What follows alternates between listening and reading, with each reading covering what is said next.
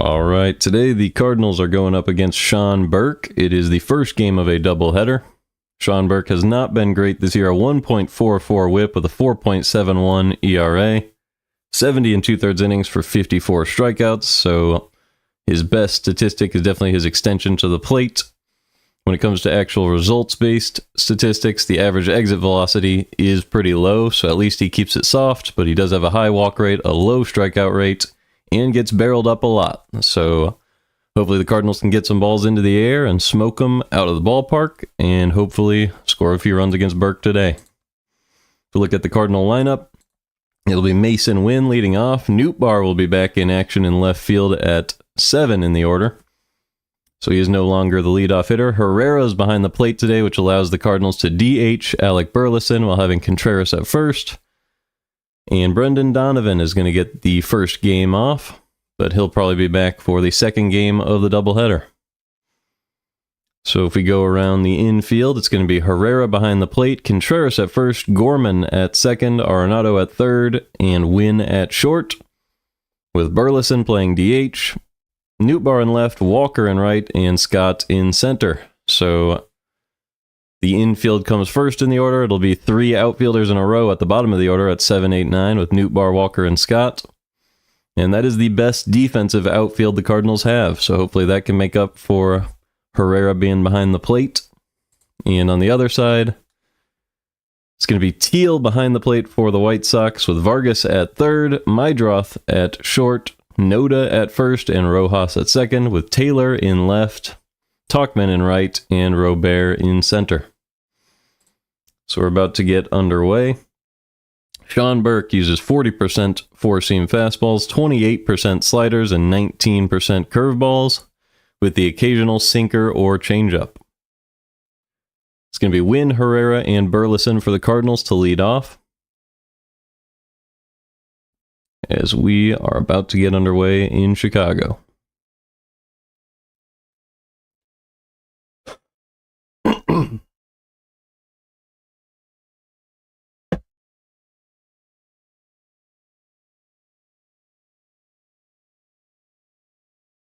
Erick Fedde is going to be on the mound for the Cardinals. We'll get more on him before he pitches. So here we go. Still waiting on that first pitch. One thing I'm going to be doing throughout this broadcast is doing a random word generator and see what I should be talking about. So I'm just going to riff off of that random word to practice my ability to talk about spontaneous things during the broadcast in case I ever have a partner. So here's Masyn Winn stepping in, digging in for the first pitch of the game. The umpire says play ball, and here we go. The first pitch of the game is a fastball up and in, doesn't get the call. It's 1-0 on Masyn Winn.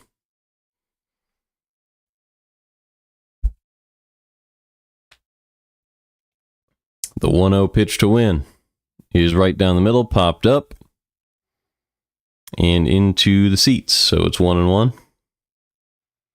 Winn is hitting .256 this season with a .708 OPS, playing great defense at shortstop for the Cardinals, and he's been a really nice hitter at the top of the order. Despite the low OPS, he has some really well-timed hits. Here's the 1-1. Outside with the slider, 2-1. He's been having a rough last couple of weeks, but definitely has the potential to get it going. He was one of the singles leaders in baseball last year. As here's the 2-1 pitch from Burke. Low and in, pulled, foul, just outside the left field line there. It's 2-2. Masyn Winn calls time, takes a quick practice swing, and digs back in. Burke was the opening day starter for the White Sox this year, as here's the 2-2. It's outside with the slider, 3-2. So the first hitter already working a full count. The Cardinals sticking with their philosophy of making pitchers work. And that's no different for Burke. The 3-2 is pulled high in the air to left field, but just foul. Winn got a little out in front of that slider. It was low and in, very hittable pitch, but turned on it a little too quickly. Ivan Herrera waits on deck. As here's the second 3-2 pitch to Mason Wynn. Inside, and that's ball 4. So Wynn with a leadoff walk, a 7-pitch at bat to start the game, and that'll bring up Ivan Herrera with a man on and nobody out in the first. Herrera has been the Cardinals' best hitter so far this year, a .923 OPS, had a home run just a couple days ago, hitting .315 this season. He digs in as the catcher today. Here's the first pitch. Drops the curveball in there for a strike, 0-1. Herrera has 8 home runs on the year. He's only played 41 games. So just below 1 every 5 games. Here's the 0-1 pitch from Burke. It's a slider right down the middle, pulled into left field for a base hit. So the Cardinals already have 2 base runners in the first, with nobody out. Another hit for Herrera. Brings him even higher in the batting average. You wonder if he'll ever catch Brendan Donovan, who had a great game just a couple days ago as well. It's going to bring up Alec Burleson. Burleson hitting .305 this year with a .789 OPS. Also had a long drive a couple days ago. So 2 on, nobody out in the first. Cardinals looking to break this thing open in the early game.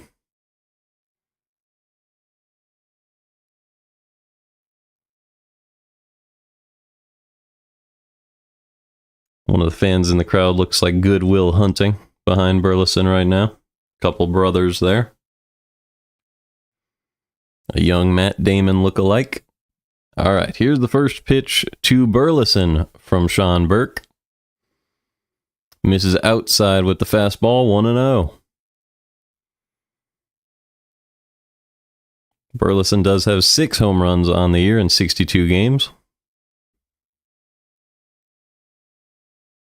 Here's the 1-0 pitch from Burke.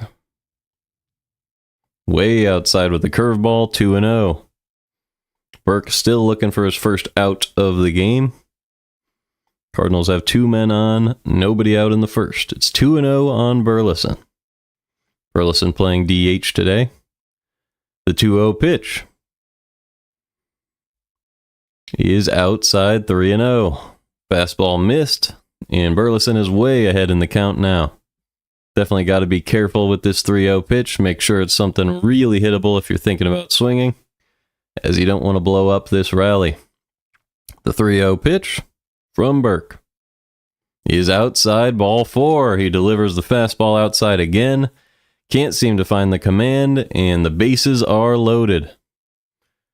So a walk to Win on a long at-bat, a Herrera single, and then a 4-pitch walk to Burleson load the bases for Wilson Contreras, who's batting 4th today.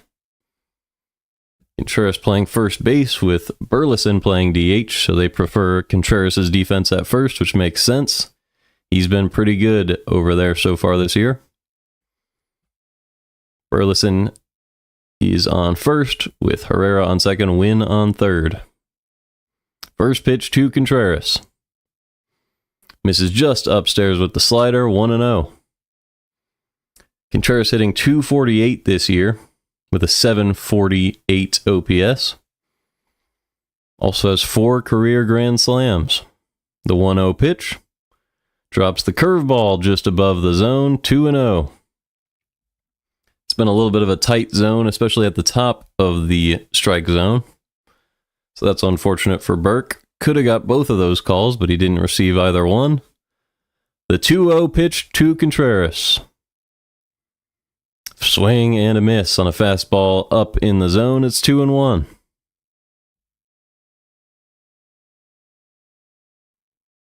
Contreras is hitting .321 this year with runners in scoring position, with 9 extra base hits. Burke is ready. Here's the 2-1 pitch. Swing and a drive into left field. That's going to be deep enough for a sac fly. The catch is made by Taylor, And the first run of the game comes in to score. Mason Wynn returns to the dugout as the Cardinals take a 1-0 lead. Good at-bat by Contreras, didn't try to do too much, just went out and got one, put it into left field, and gave his team the lead. It's 1-0. So 1 out, runners on first and second, a 1-0 lead for the Cardinals, and that'll bring up Nolan Gorman. Gorman hitting .228 so far this year, does have 4 home runs. He's been pretty hot recently with a .717 OPS. Burke already on his 18th pitch of the game with just 1 out recorded. First pitch to Gorman is in there for a strike with the curveball at the top of the zone. It's 0-1. That was a nice pitch to Gorman.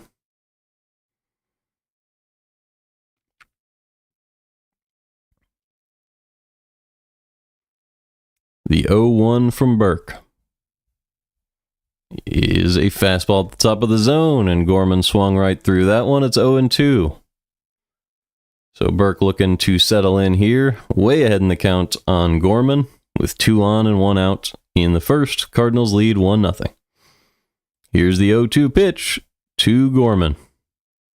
Swing and a miss on a fastball low and away. That one at 97. Really nice sequence from Burke there to get Gorman.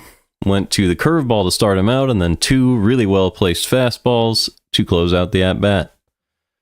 So 2 outs, and that's going to bring up Nolan Arenado with 2 men on in the first. Arenado hitting .244 this season with just a .694 OPS. Pretty low for him. First pitch. Fastball right down the middle, driven in the air to left field, and that ball is caught at the wall. So it must be windy in Chicago today. He smoked that ball. Looked like a home run. Even Burke thought it was, but it was caught at the track. So it's just 1-0 after 1, and that'll bring Erick Fedde to the mound to face his former team.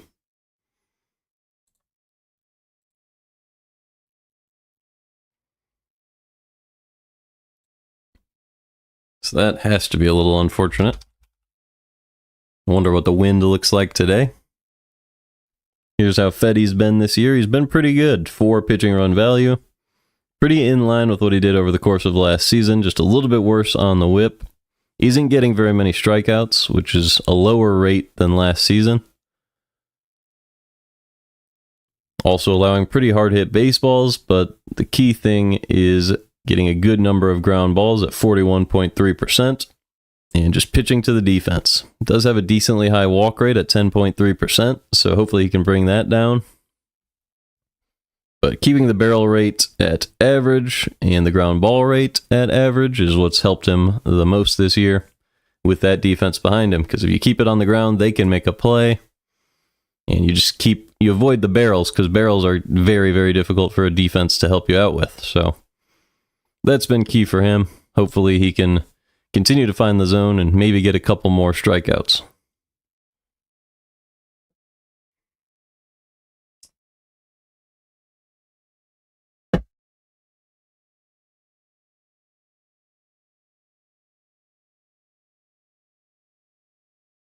All right, should I do the first?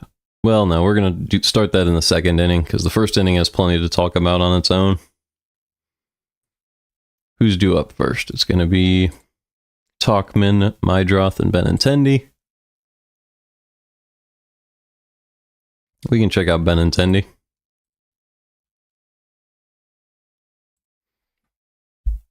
.716 OPS, a little bit below average in the batting value, but barrels up the ball. Great launch angle, squares it up, doesn't strike out. I mean, those numbers arguably could be even better. I'm curious why the expected batting average is so low if he's slugging so well. I mean, it must just be the average exit velo. Just needs to hit it a little harder. Those could be home runs. He does have 6 home runs on the year. But all right, here we go. So Fedde hit the first pitch for a strike. The second pitch was a changeup, low and away, and that is ball 1. It's 1-1 on Mike Tauchman. Here's the third pitch. Upstairs, 2-1. And the 2-1 pitch is fouled back. So now we are live. It's 2-2 on Talkman. Sometimes the broadcast glitches a little bit and I have to catch up on a few pitches, and that's okay. Talkman with an 854 OPS so far this season, 4 home runs. The 2-2 pitch is in there for strike 3 with the sinker, a perfectly placed pitch on the inside part of the plate, and Fedde starts the game off with a strikeout. So 1 down in the first. That'll bring up Chase Meidroth. Meidroth hitting .276 so far this year.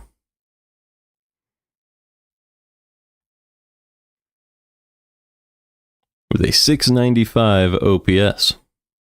Cardinals have their best defensive outfield and most of their best infield as well. Only Gorman is a little bit below Donovan. But Herrera, obviously not their best defensive catcher. That's why Pajes is on the roster. Here's the 0-1 pitch to Meidroth. Drives that one into right field for a base hit. That dropped right in front of Walker for the first base runner for the White Sox. So Meidroth with a single. That'll bring up Andrew Benintendi. Benintendi is playing DH today.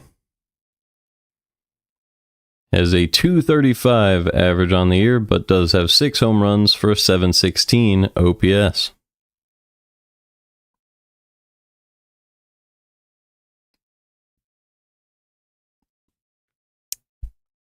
First pitch to Benintendi is swung on and missed on a cutter at the top of the zone. It's 0-1.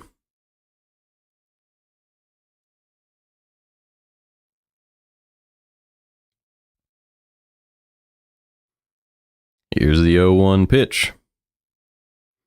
Missed just low and away with the changeup, 1-1.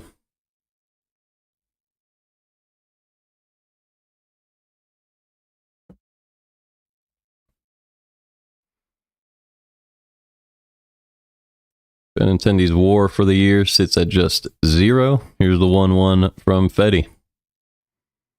In there for a strike with the cutter, it's 1-2. That's surprising to me. They have his batting run value at -1. Puts him at a replacement level player. I would think Benintendi has probably been better than that, but the stats say what they say. The 1-2 pitch from Fedde to Benintendi. Popped up. Playable on the infield. Arenado makes the call and the grab. So 2 outs in the first. That'll bring up Miguel Vargas. Vargas had a double and a run scored 2 days ago. But he also had an error over at third base, so we'll see if he can deliver for his team with Meidroth on first. Fedde delivering the 12th pitch of his outing, the first pitch to Vargas. Here it is. Instead, he checks on Meidroth, who is safe. So that's the first disengagement for Fedde.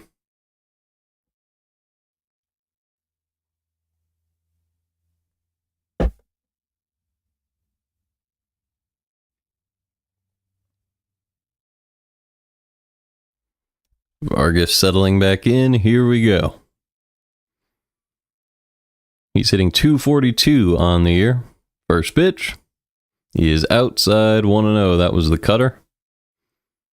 Vargas also has a .762 OPS and 10 home runs on the year in 70 games. So he's been really, really solid. 31 runs batted in for a 1.3 wins above replacement. The 1-0 pitch. Swing and a miss on a sweeper up and in. It's 1-1.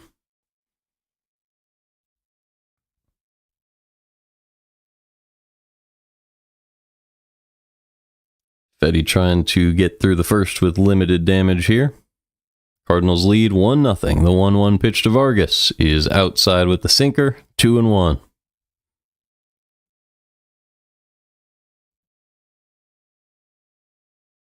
Each team has just 1 hit so far in the game, but the Cardinals had a couple walks to go with it, which allowed a run to score on a sac fly. The 2-1 pitch to Vargas.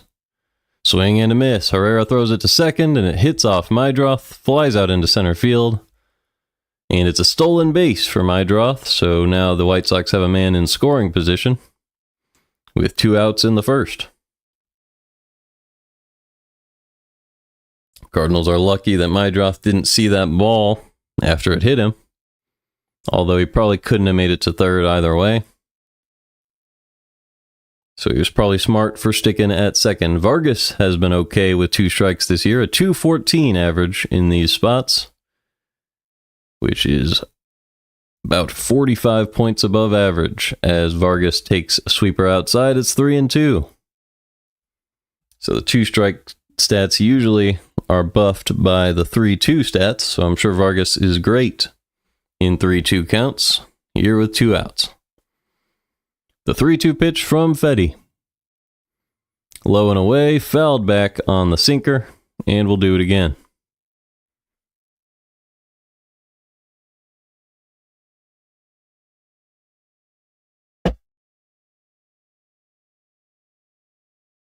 So he actually hits for a lower batting average with a full count than he does with 2 strikes.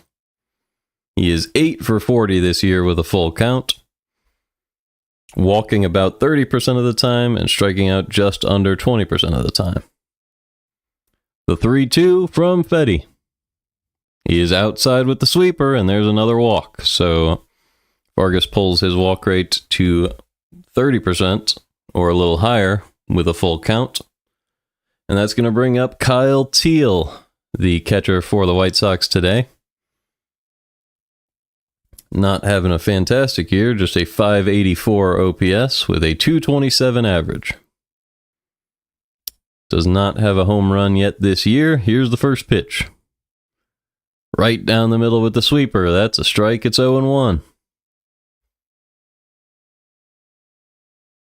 2 men on, 2 outs in the first. The White Sox trying to tie this one up. Cardinals still lead 1-0. Here's the 0-1 pitch from Fedde. Up and in with the cutter, taken for a ball. It's 1-1. Teel has only played in 8 games so far this year, so still trying to adjust. Has accumulated 0.2 wins above replacements in those games. Here's the 1-1 pitch. Low and away, rolled over to second. Gorman makes the play, and that will do it for the first inning. The Cardinals lead 1-0, and Nootbaar is due up first in the second. So we're going to start with the random word generator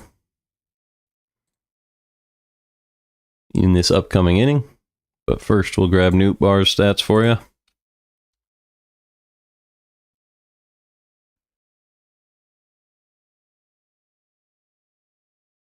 So he's still an above average hitter as far as the run value goes. A below average OPS right now. Still hits the ball hard. I mean, all of the contact numbers are still where they were at the beginning of the year. Smokes it, but expected batting average and slugging are way down because he's striking out more often. And he really just hasn't produced at all at the plate over the last few weeks. So that's pulled down his OPS and all of the production stats as well. Walk rate still pretty good, 12.7%. Was way higher not long ago, so hopefully he can hit the ball here.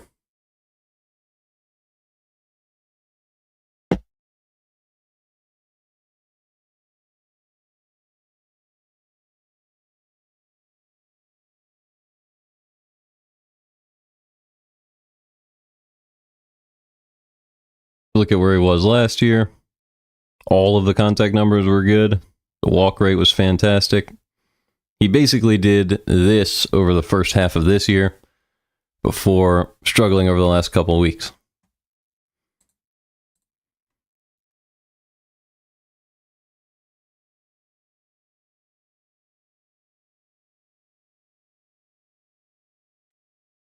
All right, the game is coming back. Let's do a random word generator. Unique. Okay, well, I'm going to skip that one. Publicity. I mean, we could use that. See if I can talk about publicity. All right, here we go. First pitch from Burke to Nootbaar. It is low and in for a strike. A nice pitch from Burke. So going off of that word publicity, I think of Chicago. It's a pretty big market in Chicago, and the Cubs seem to eat up a lot of the attention. So you'd love to see the White Sox grow something and build it back. The 0-1 is up and away, 1-1. The White Sox have their own unique fan base. They did win a World Series since 2000. I believe it was 05. Here's the 1-1 to Nootbaar. Outside 2-1. But it seems like the Cubs are kind of the pop culture team, while the White Sox are more of the South Side approach. The 2-1 is a curveball in there for a strike. 2-2 on Nootbaar. Nootbaar hitting .223 this year with a .687 OPS. Here's the 2-2 pitch. Up and away, it's 3-2. So even though Chicago is a huge market as a city, splitting it up between the two teams makes some of the White Sox players less relevant. The 3-2 to Nootbaar is fouled back, still 3-2. I think that's unfortunate that the city has another team to go to, because it takes away from the draw of going to a team like the White Sox, as people will just go to the Cubs a lot of the time for more of the deals. The 3-2 is pulled over to first. Tough play and off the glove of the first baseman, Noda, for a base hit. So it looks like Nootbaar will break his struggle, will get his first hit of the game today. One man on with nobody out, and that'll bring up Jordan Walker. They might call that an error, but it was a pretty hard hit ball. Tough play for a first baseman. And they are going to give him the hit. So one man on with nobody out. And that will bring up Jordan Walker. Walker's been heating up recently, hitting the low pitches pretty well, but looked pretty bad back in that Brewers series. The first pitch, swing and a miss on a curveball. So since the injury, he had one good game when he came back, but struggling to get as low as he was. He was really getting under the ball and driving it with a better angle. The 0-1 pitch, swing and a miss outside on the slider. It's 0-2. Recently, but the last couple games, he's swinging right over the ball again, which is when he's at his worst. So I'm wondering what changed, because Walker, we're getting the bad Walker right now. This doesn't look like the guy you want at the plate. So nobody out. Nootbaar on first. 0-2 count on Jordan Walker. We'll see if he can at least put this in play and see if we can move Nootbaar over. The 0-2 pitch from Burke is low and away, 1-2. Just tried to get him to chase the curveball there. No chase from Walker. Hopefully he can detect the slider as well. The 1-2 pitch now to Jordan Walker. Instead, they check on Nootbaar. So there's a disengagement.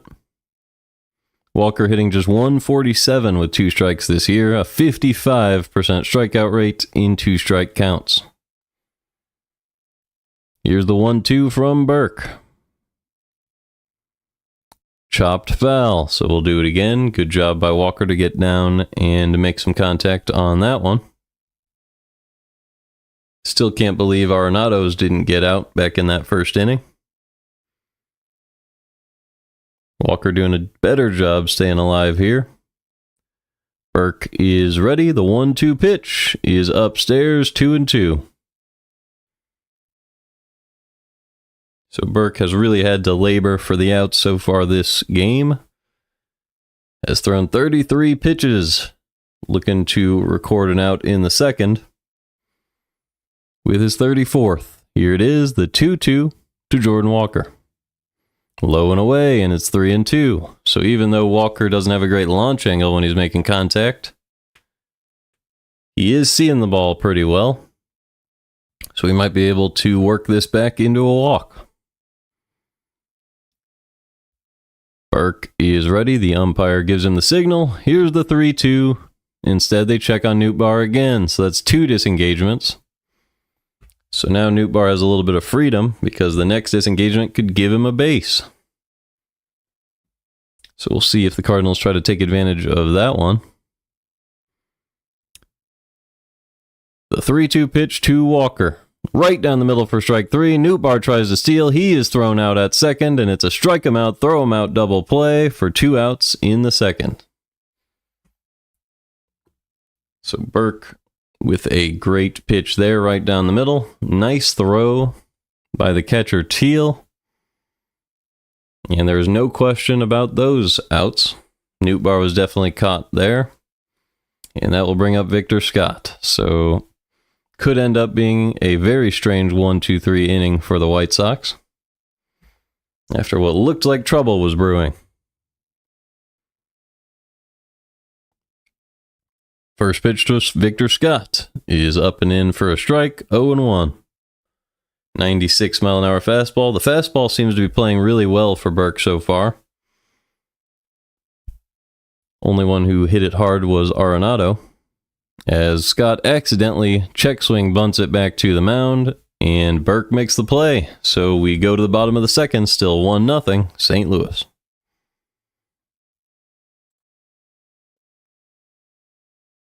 All right, we'll see if I get a different word for the next half inning. But first, we'll pull up some more numbers.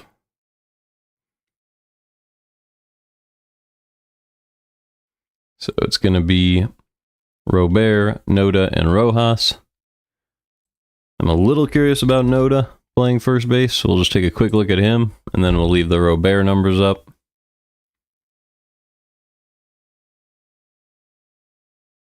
.286 OPS in just 5 at-bats, so he just hasn't done anything. He walked 1 time.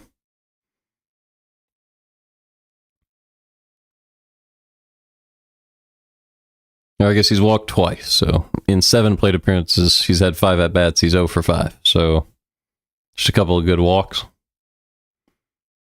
Doesn't chase a whole lot. I mean, we don't know anything about Noda. Can we figure something out from last year? Well, maybe 2 years ago, 770, he was a really good hitter.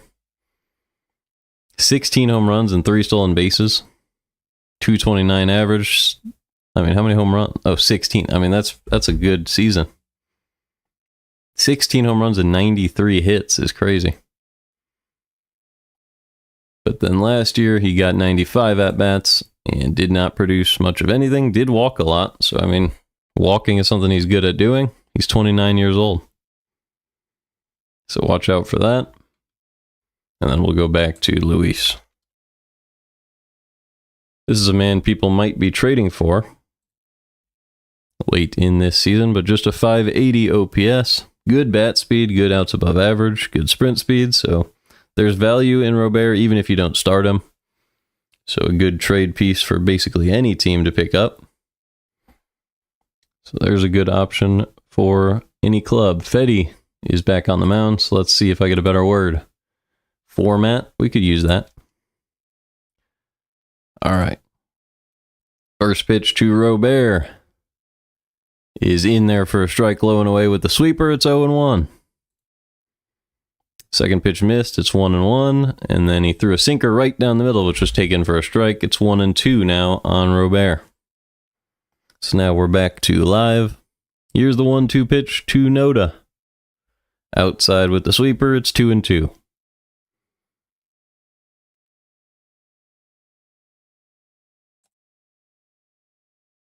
Sorry, on deck is Noda. Robert is at the plate. Does have 6 home runs this year. Here's the 2-2 from Fedde. Swing and a miss on a cutter outside, and there's 1 out in the bottom of the second. So using the word format, I am going to bring up a couple of things. First of all, the rule changes that happened a few years ago really have made the game more entertaining. The NLDH, we don't have to watch pitchers bunt anymore. The pitch clock sped up the pace of the game. And the limited pickoffs has increased stolen base attempts, as we saw in the top half of this inning. As here's a check swing, fly ball to left field. Nootbaar makes the grab, and Noda goes down on 1 pitch. So 2 outs in the second. And that'll bring up Josh Rojas. Rojas getting the start at second base today, hitting 184 with a 484 OPS.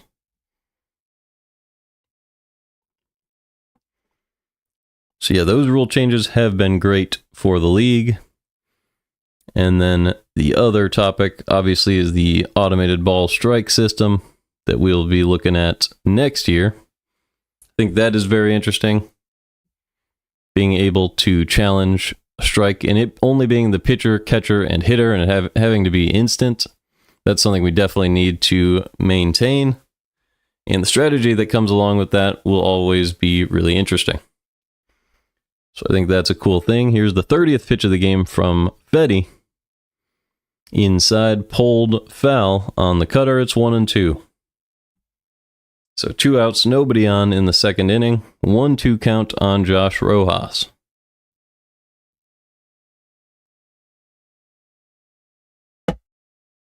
Here's the pitch. Just missed outside with the sweeper. It's 2-2.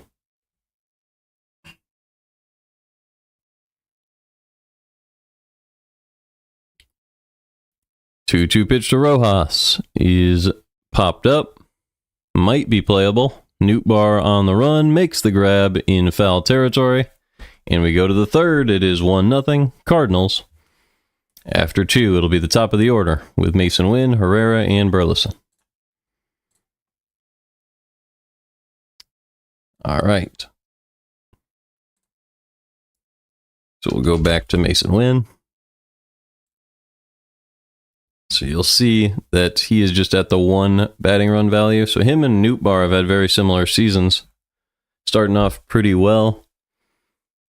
Ending up having it come back down. And now just barely above average in the batting run value and below average on the OPS. But you can see all the value that they provide. He's only 23 years old. 10 outs above average, which is 99th percentile in baseball. Doesn't whiff or strike out, and walks a decent amount at 8%. Hopefully he can bring that walk rate back up to above average, but other than that, this is what you'd expect and hope for from Wynn.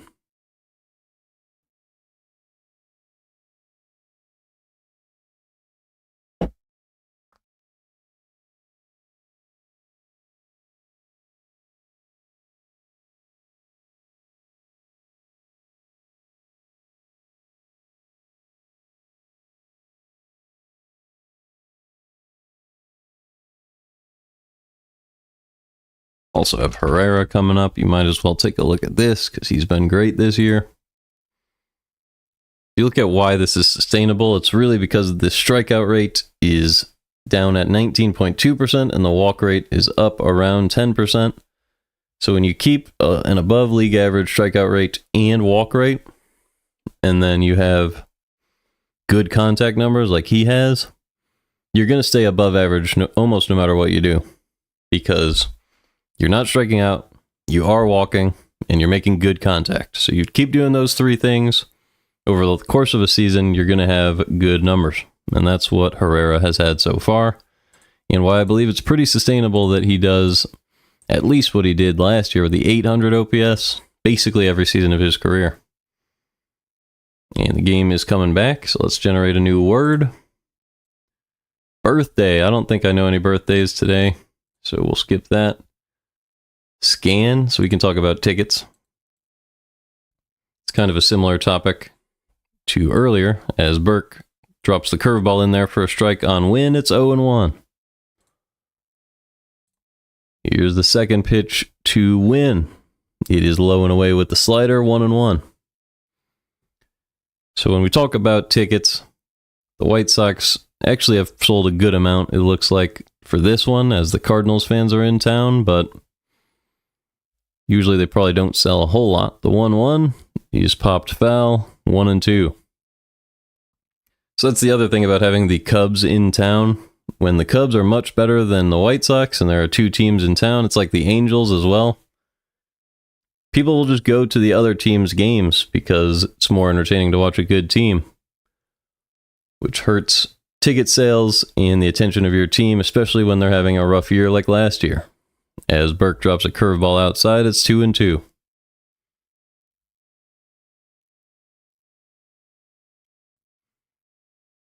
So that is always rough when you have another team in your city, but Cardinals fans have also been letting attendance drop a little bit. The 2-2 to win is up and away, 3-2.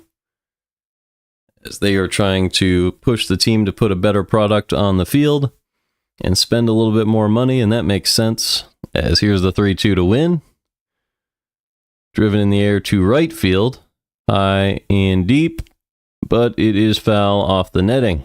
So it's still 3-2 on win, with nobody on and nobody out in the third. Win walked his first time up.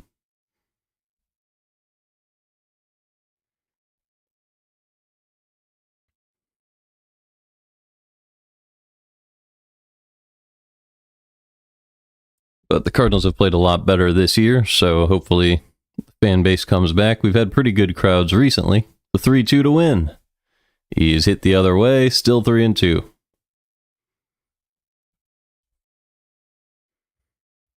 Win just a little above average with 2 strikes this year, a 175 average compared to the league average at 170.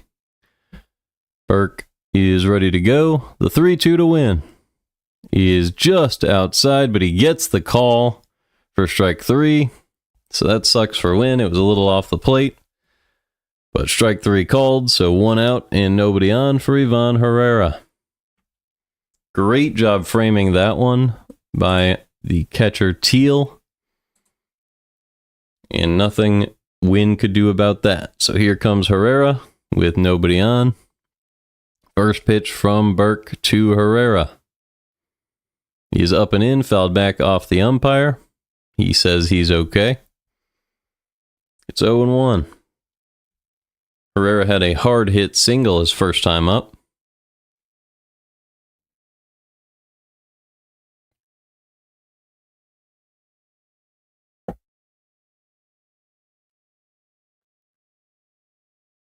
All right, the umpire says we are back in play.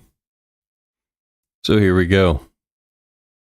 Herrera now hitting .320. The 0-1 pitch is upstairs, 1-1. The OPS at .930 for Ivan Herrera. Very productive hitter so far. The 1-1 is just upstairs with the curveball, 2-1.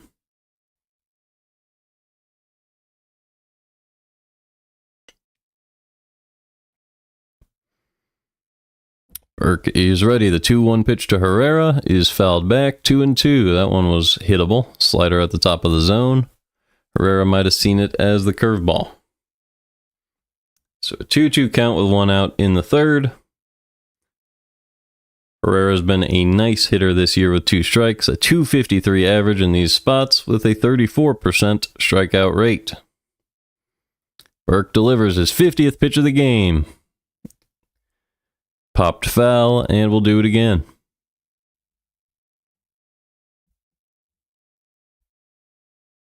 Herrera calls time. The count is 2-2.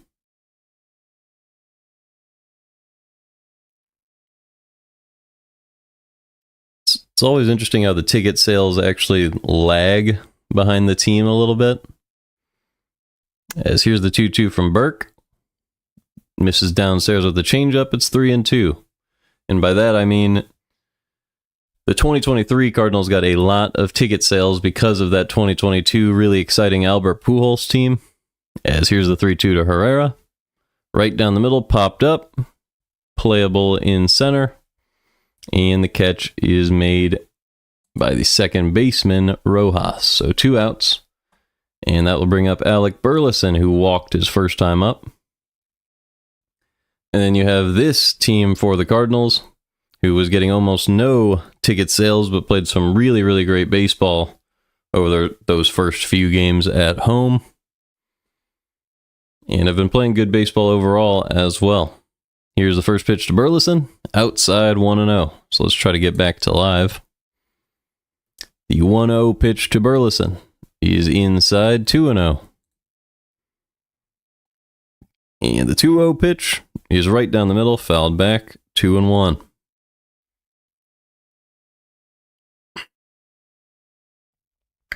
Burleson in the game 2 days ago took a left-handed pitcher's pitch and drove it over the wall to deliver for the Cardinals.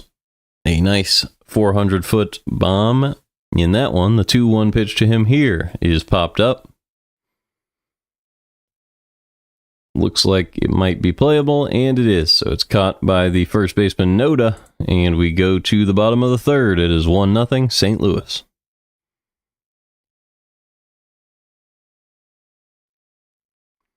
All right, so no more random word generator for a little while. I'll do that before the inning.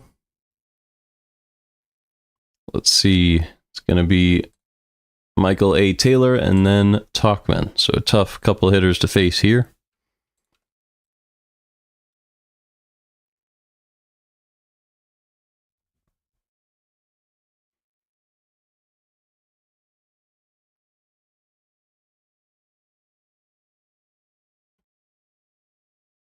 Taylor with a 644 OPS. He's been a little bit below average as a hitter this year. Does have a really good launch angle, consistently at 46.2%. Hits the ball really hard, but he strikes out way too much and doesn't walk enough to make up for it, so that's what brings his numbers down. 36.6% strikeout rate. If we go to last year, more of the same, a 35% strikeout rate. He played fantastic in the outfield with 11 outs above average. And he's been good out there this year as well.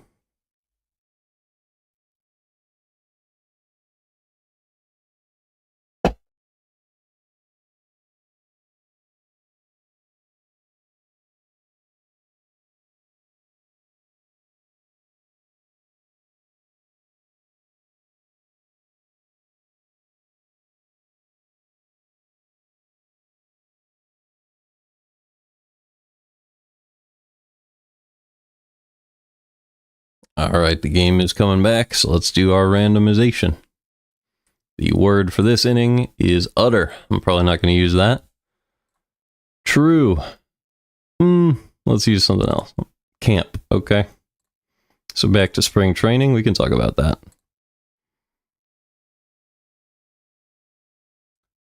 Here we go. Fedde is on the mound. Here's the first pitch to Michael A. Taylor. Up and away for a strike with the cutter. It's 0-1. So if you go back to spring training for the Cardinals, the two standout players who ended up making the roster and making a difference, as Taylor drops down a bunt and Herrera makes the play for out number 1. So 1 out in the third. Those two players were Matthew Liberatore and Victor Scott II, and the Cardinals are very glad they trusted their spring training results with both of these guys, as Scott has been a fantastic player in center field for the Cardinals this year, and Liberatore ate a lot of innings as a starter so far as well. So that is fantastic. Here's the pitch to Tauchman. It's in there for a strike with the sweeper. 0-1.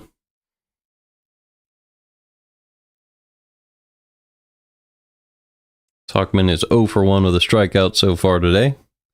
The 0-1 pitch is in the dirt, 1-1.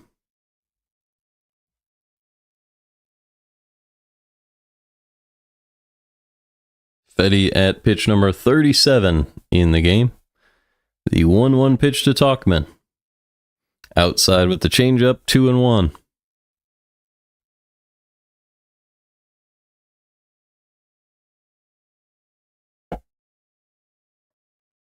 Here's the 2-1 pitch. Pulled over to second base. Gorman is able to knock it down and make the play. So 2 outs now.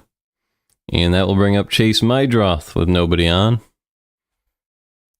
The White Sox only have 1 hit this game, and so far that was Chase Mydroth. He had a nice hard hit single to right field over to Jordan Walker, his first time up. And that's been it so far for the White Sox. Here's the pitch to Mydroth. It's up and in with the sinker, 1-0.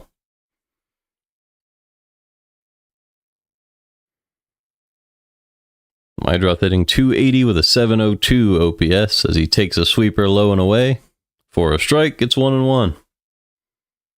Meidroth also stole a base back in that first inning off of Ivan Herrera. The 1-1 pitch to Meidroth is fouled back on a sinker at the top of the zone, 1-2.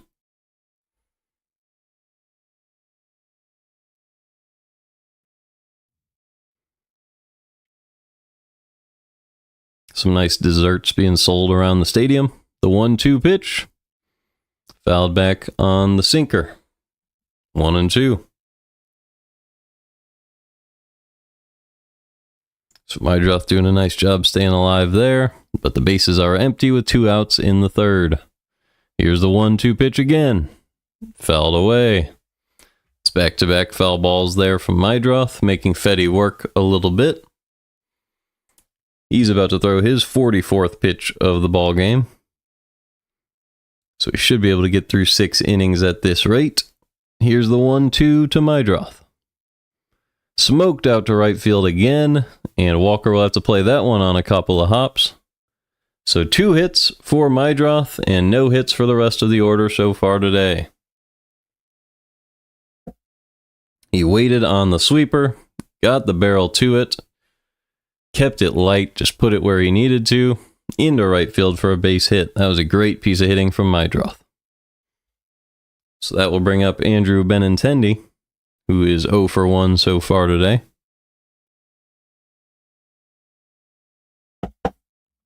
First pitch, hit in the air to center. Playable for Victor Scott, and he will make the grab. So after 3, it is still 1-0. St. Louis in Chicago against the White Sox. It'll be Contreras, Gorman, and Arenado. So let's grab the Contreras numbers.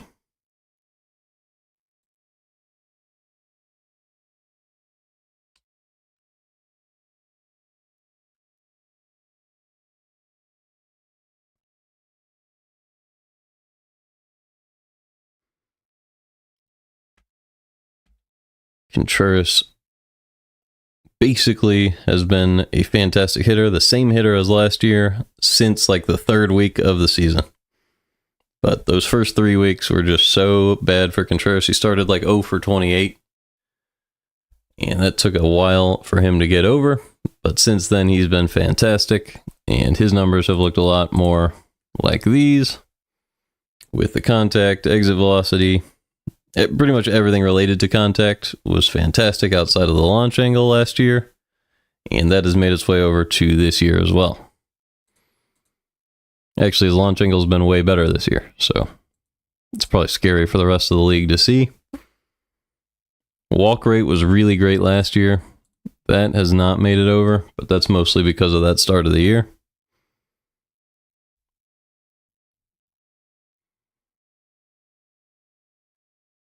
One thing I was noticing during the Brewers series is that William Contreras kind of had the opposite. If you take a look at William, his contact numbers are not great, but he does walk a ton and also has a low strikeout rate. So that's just an interesting little tidbit between the 2 hitters. 2 brothers with just opposite savant pages for some reason. But they're both major league players, so that's where the similarities come in. Oh, my bad. I forgot to randomize a word. So let's go back. Topic for this is chord. We'll probably not be using that. Well, no, we could talk about it. We could talk about walk-up songs. It's always an interesting, fun topic. As Burke misses the first pitch to Contreras, it's 1-0. I think walk-up songs are a fun way to connect to the fan base, as the 1-0 pitch is up and in for a strike with the fastball. It's 1-1 on Contreras. Contreras has 9 home runs this year. He's really been hot recently. That's why he's batting 4th.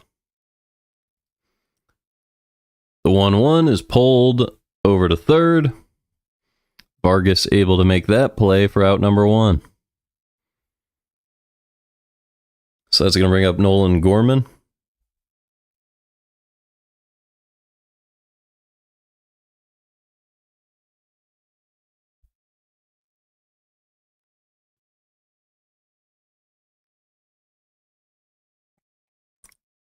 Gorman is 0 for 1 today with a strikeout. The first pitch from Burke is low and in with the curveball, 1-0.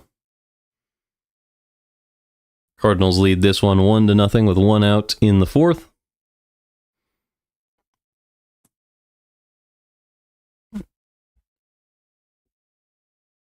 Here's the 1-0 pitch to Gorman. It is upstairs, 2-0. One thing I think opposing teams should do more often is come up with a walk-up song for an opposing player that annoys them and then play that every single time that they step up to the plate. I think that would be funny. Here's the 2-0 to Gorman, low and in, and popped into foul territory. It is 2-1.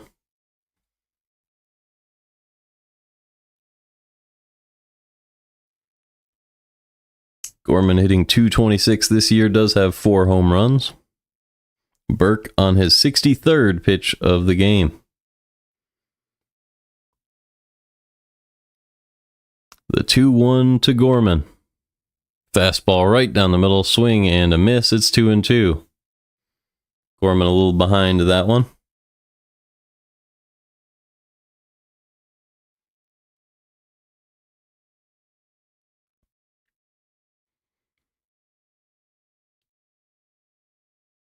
Gorman digs back in. Here we go. The 2-2 pitch. Pulled foul, and we'll do it again.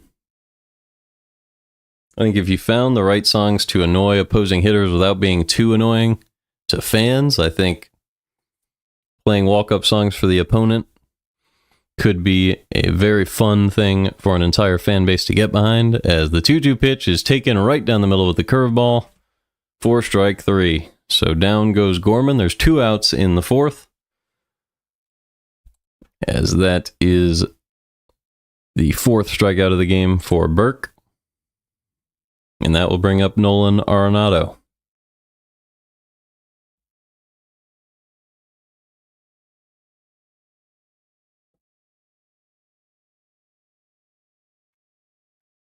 Slider missed outside to Arenado. It's 1-0. Arenado is 0 for 1 so far today. He smoked a ball to left field, but somehow just didn't get it over the wall. We'll see if he can reach base this time with 2 outs. The 1-0 pitch. Low and away with the sinker, 2-0.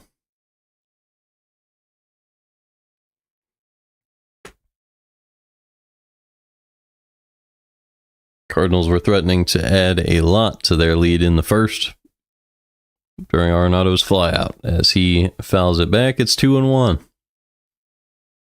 The Cardinals started the game off with the bases loaded and nobody out, but only ended up scoring 1 run on a sac fly by Contreras.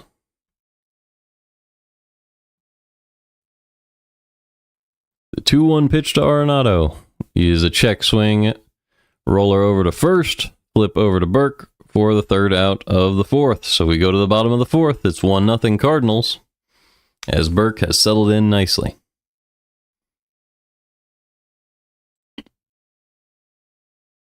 All right.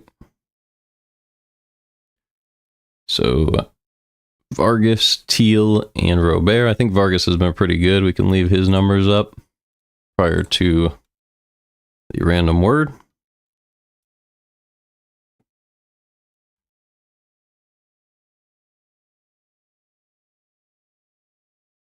This is an underrated player. I mean, he's 25 years old, so you don't expect him to be traded for or anything, but just a pretty good sample so far this year. And in 2023, it looks like he had a decent year as well. Walked a lot, didn't strike out. Just didn't hit the ball too hard. And he's developing that skill. So he might be a decent player going forward at third base. The outs above average at -4 this year. They were at -7 in 2023. So maybe don't play him at third base, but just get him for a bat. Yeah, he's never had a positive season in the field. Did hit the ball hard in 2022, which is a little bit strange. But the exit velo is climbing. Sweet spot is pretty good. So good for Vargas. Curious about Kyle Teal.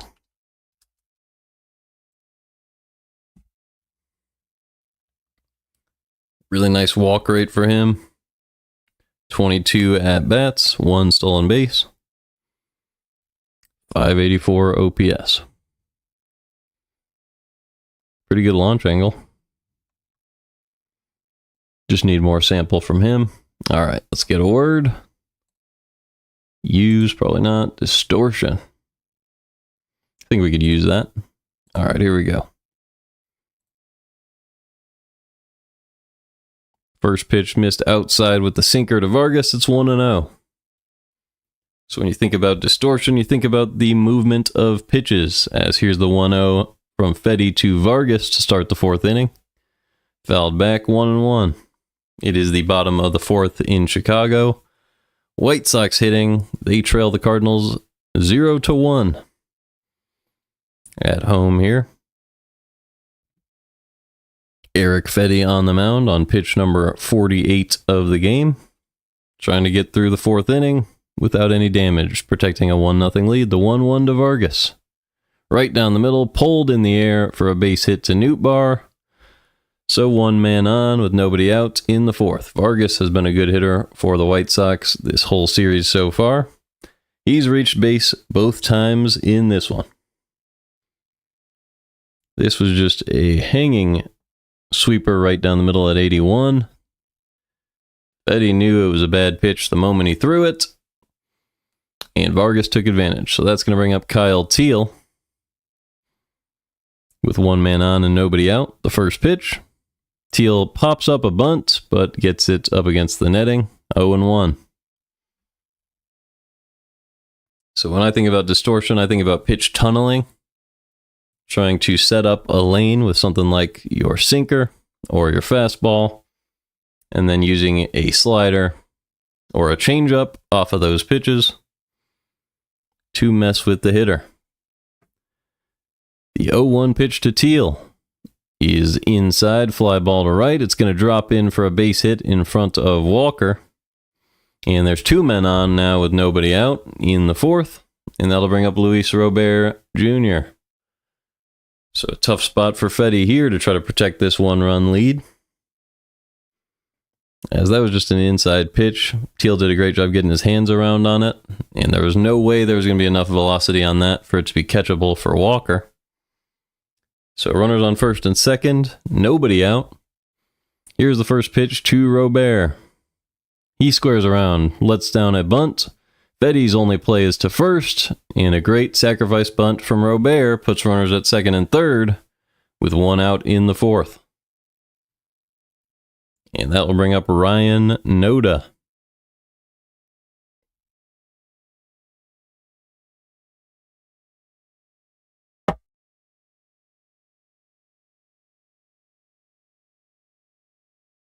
So a big spot in the game here.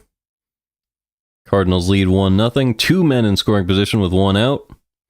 And Ryan Noda at the plate. A chance for a sac fly or a base hit to make a big difference. As Fedde throws strike 1, but gets called for a pitch clock violation. So it's a ball instead. It's 1-0 on Noda.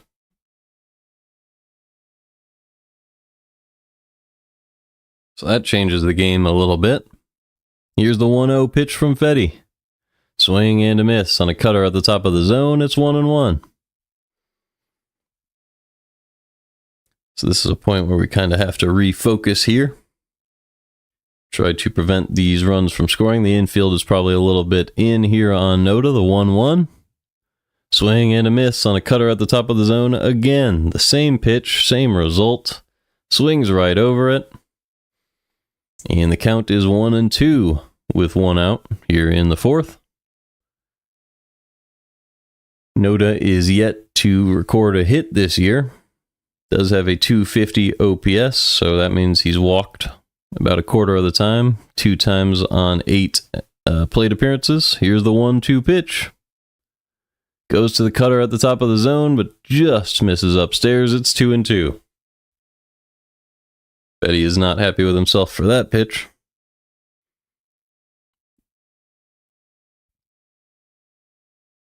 Teal takes his lead off of second. The 2-2 pitch to Noda.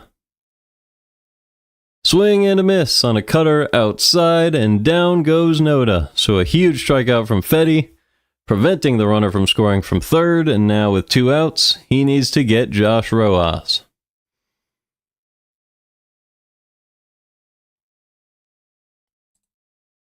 So that is the 3rd strikeout of the day for Fedde. And Rojas is 0 for 1 so far today. First pitch of this at-bat. He is upstairs with the cutter, 1-0.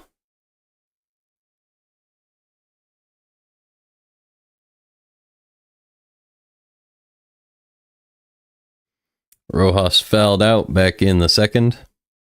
He's hitting 183 so far this year as Herrera goes out to the mound to talk with Fedde.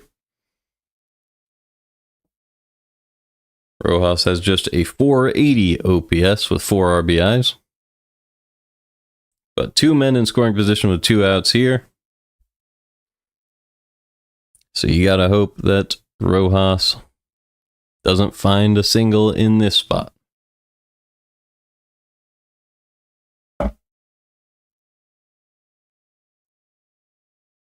The 1-0 pitch from Fedde. He is upstairs 2-0. There is a base open if you would rather face Taylor, but that wouldn't make much sense, as Taylor's been a better hitter than Rojas this year. Cardinals playing him to pull a little bit. The 2-0 pitch, right down the middle, driven over the head of Fedde, but Wynn makes a nice snag. But the throw is missed by Contreras, and at least 1 run comes in to score. It is 1-1 in the 4th. So Wynn with a fantastic play, cutting that ball off from going through the hole in the middle of the infield. But Contreras unable to corral his throw at first base. Just an unfortunate attempt at a scoop. And we'll see the second run did stay at third base. So runners at the corners with 2 outs. And that brings up Michael A. Taylor in a tie ball game. First pitch to Taylor. Swing and a miss on a cutter outside. It's 0-1. So we'll consider that an error. I don't know if they call that error on Wynn or Contreras, but it's a play that the Cardinals have made in the past. Here's the 0-1 pitch to Taylor. Up and in. Whoa. Sweeper almost hit him, but did not. So it's 1-1.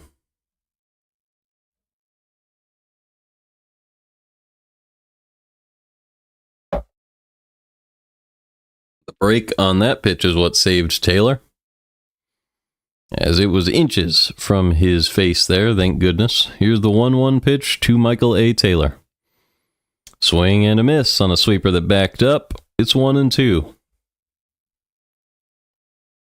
If he was a little bit further in front of that one, he could have driven that pitch. Michael A. Taylor hitting just 5 for 31 with runners in scoring position this year. Does have a home run in this situation. 10 RBIs in 31 at-bats in this spot. The 1-2 pitch from Fedde. Way upstairs, 2-2.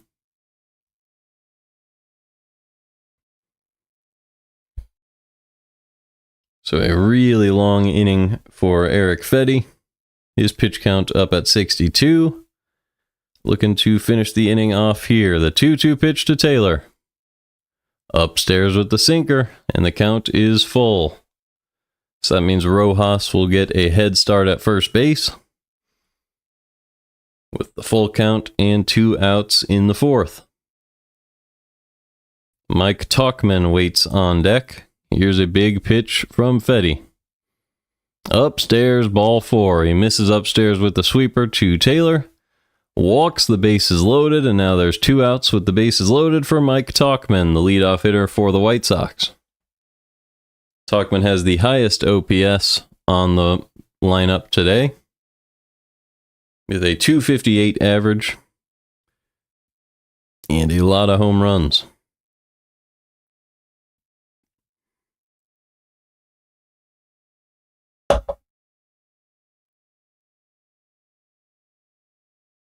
Arenado playing a little bit in on Tauchman. Rest of the infield far back. First pitch from Fedde. Swing and a miss on a cutter at the top of the zone. It's 0-1. Arenado probably trying to keep that runner at third somewhat close. Although with 2 outs, it doesn't matter too much. Maybe he expects soft contact the other way. The 0-1 from Fedde. Right down the middle, fouled back. It's now 0-2 on Tauchman. So Fedde trying to limit the damage and hold them right here. It's a 1-1 ball game in the 4th with the bases loaded. Tauchman is 0 for 2 with a strikeout and a groundout, but he's hitting .310 in his career with the bases loaded. The 0-2 pitch from Fedde. Up and in, ground ball. Playable at second. Gorman makes the throw, and Contreras steps on first for out number 3. So we go to the 5th. It is 1-1. Great job by Fedde to limit the damage, but an error does allow a run to score. It's going to be Nootbaar, Walker, and Scott with a tie ball game.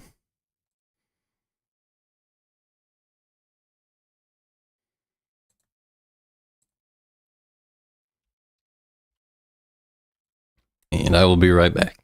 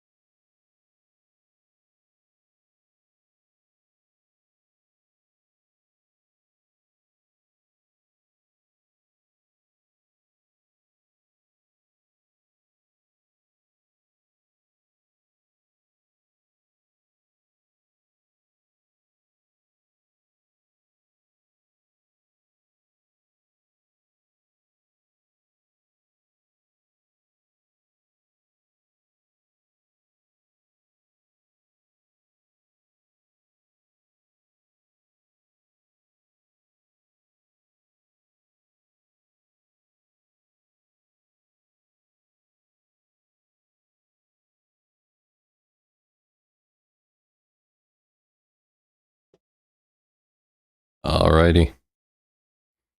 I am back. Here we go. I will just randomize a word now, just so that we don't fall behind. Commission. Well, we could talk about the commissioner, but we already talked about the rule changes, so probably not. Staircase. We could talk about some tiers in baseball. We had to create a tier list of the teams right now. I think the Dodgers. Well, we'll talk about it during the game. The game's coming back, so let's do it. Top of the 5th. Lars Nootbaar due up first. Here's the pitch from Burke. Inside 1-0. The Cardinals are tied with the White Sox now. It's 1-0 on Nootbaar, and the score is 1-1 in the ballgame. Nootbaar is 1 for 1 today with a single. Here's the 1-0 pitch. Right down the middle, fouled back, 1-1. So Nootbaar is 1 for 1 in a 1-1 ball game with a 1-1 count. Top of the 5th inning, nobody on, nobody out. Burke on pitch number 72 of his outing. The 1-1 to Nootbaar is up and in, popped up into center field. Robert makes the grab for out number 1. So 1 out with nobody on, and that'll bring up Jordan Walker. Walker is 0 for 1 with a strikeout so far today. We had to create a quick tier list of teams in baseball this year. I think the Tigers and the Dodgers have been a couple of the best. The Mets are probably up there as well. And then the discussion gets a little interesting.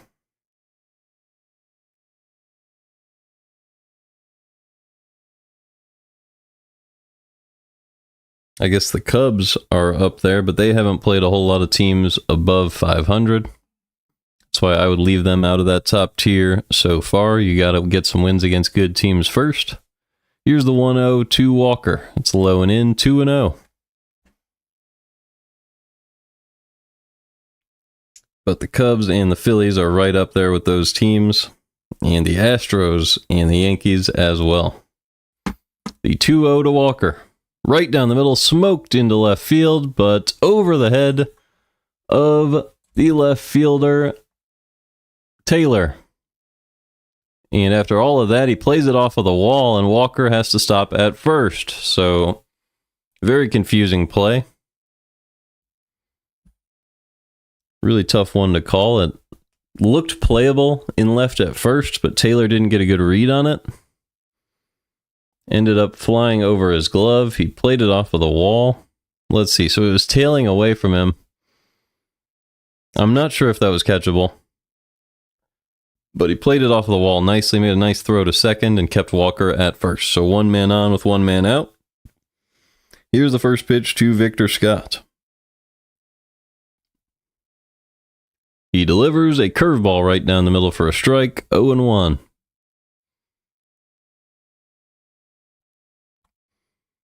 So Mason Wynn on deck, 0-1 count to Victor Scott, who is 0 for 1 with a ground out back in the second.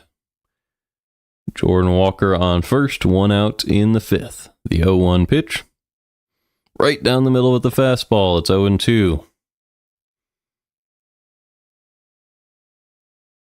So we'll see if Scott can make some contact here, maybe move a runner over.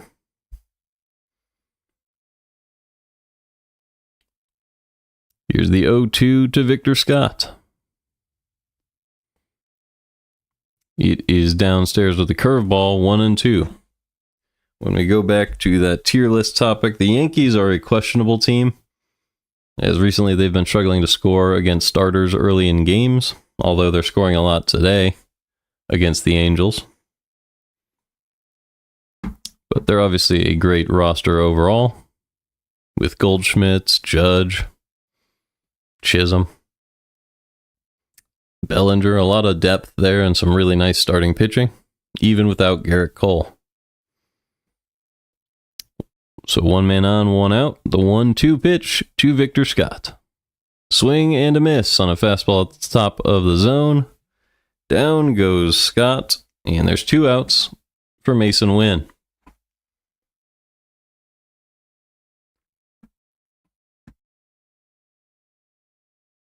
Mason Wynn, the leadoff hitter for the Cardinals today. He's 0 for 1 with a strikeout, but he did have a walk and a run scored in the first. He's the only Cardinal to have scored a run today. The 80th pitch of the game from Burke. He is outside, 1-0 on Wynn. So if you throw 80 pitches in 5 innings, you'll be done after 6, typically. So that's good news for the Cardinals, as Burke has been pretty good today. After a rough first inning, here's the 1-0 pitch to Wynn. Curveball up and in, great pitch, it's 1-1.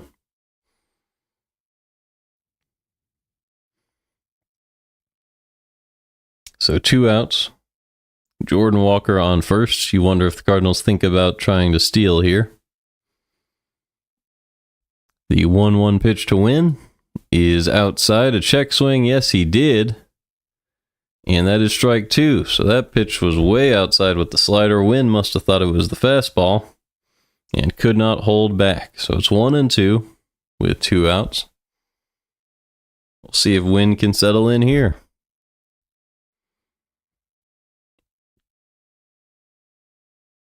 The 1-2, instead he checks on Walker.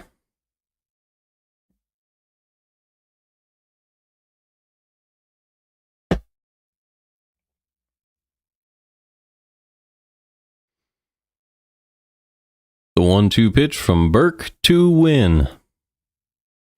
Swing and a miss on a fastball outside. Down goes Wynn, and we go to the bottom of the 5th. It's still 1-1 in Chicago.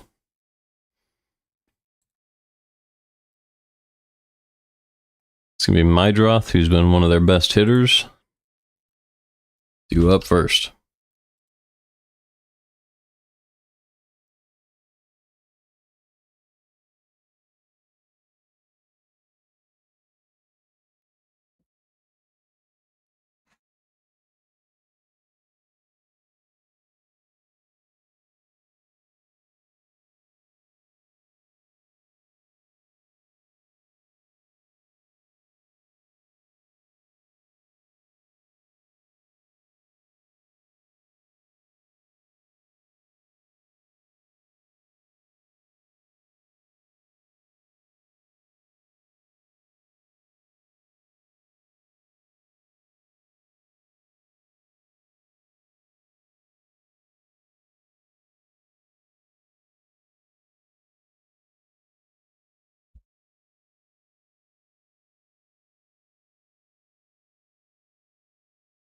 Trying to rest my throat a little bit between innings as it is a doubleheader. Might be doing both games.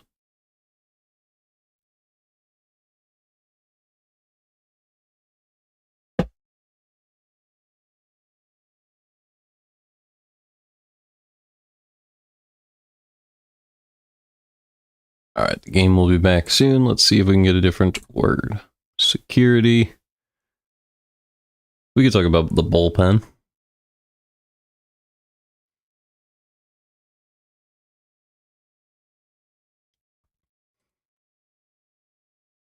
Oh, still ads. We'll go back.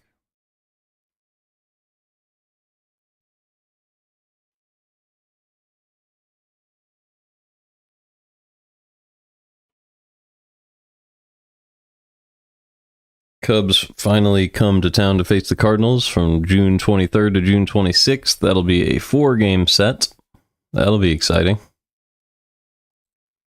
Game is back here. As Mydroth takes a sinker in there for a strike. It's 0-1. Mydroth is 2 for 2 today. The 0-1 pitch taken upstairs 1-1.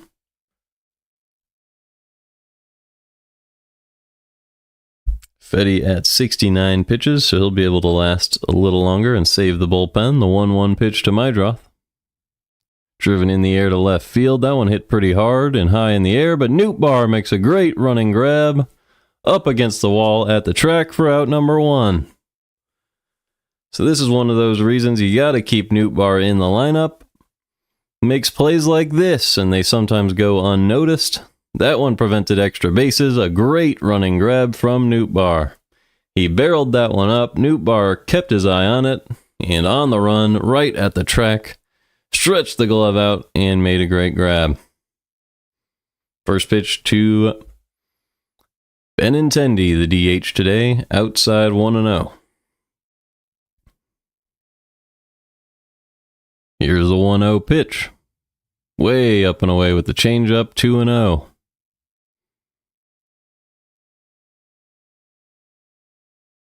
Benintendi is 0 for 2 so far in this one. Is yet to strike out, though, so he's putting the ball in play.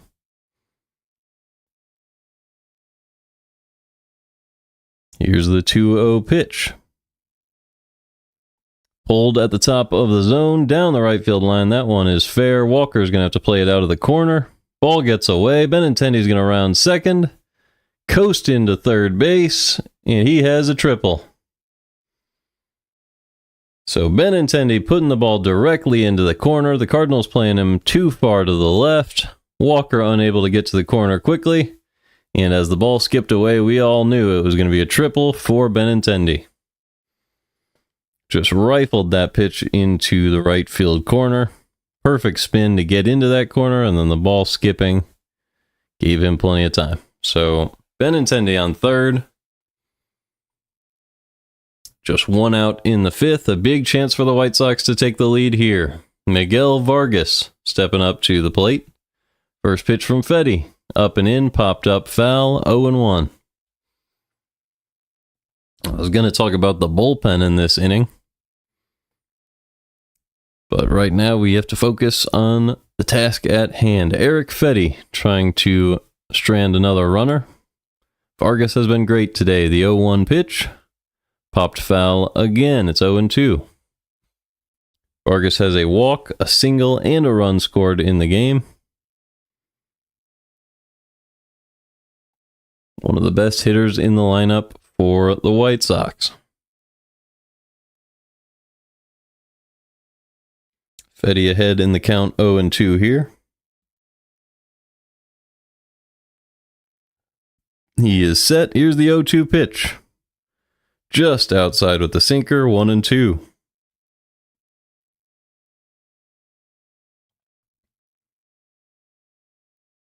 Vargas is 0 for 4 in situations with a runner on third and less than 2 outs. But he does have a sac fly and 2 RBIs in those 4 at-bats. Here's the 1-2 pitch. Instead, Fedde steps off.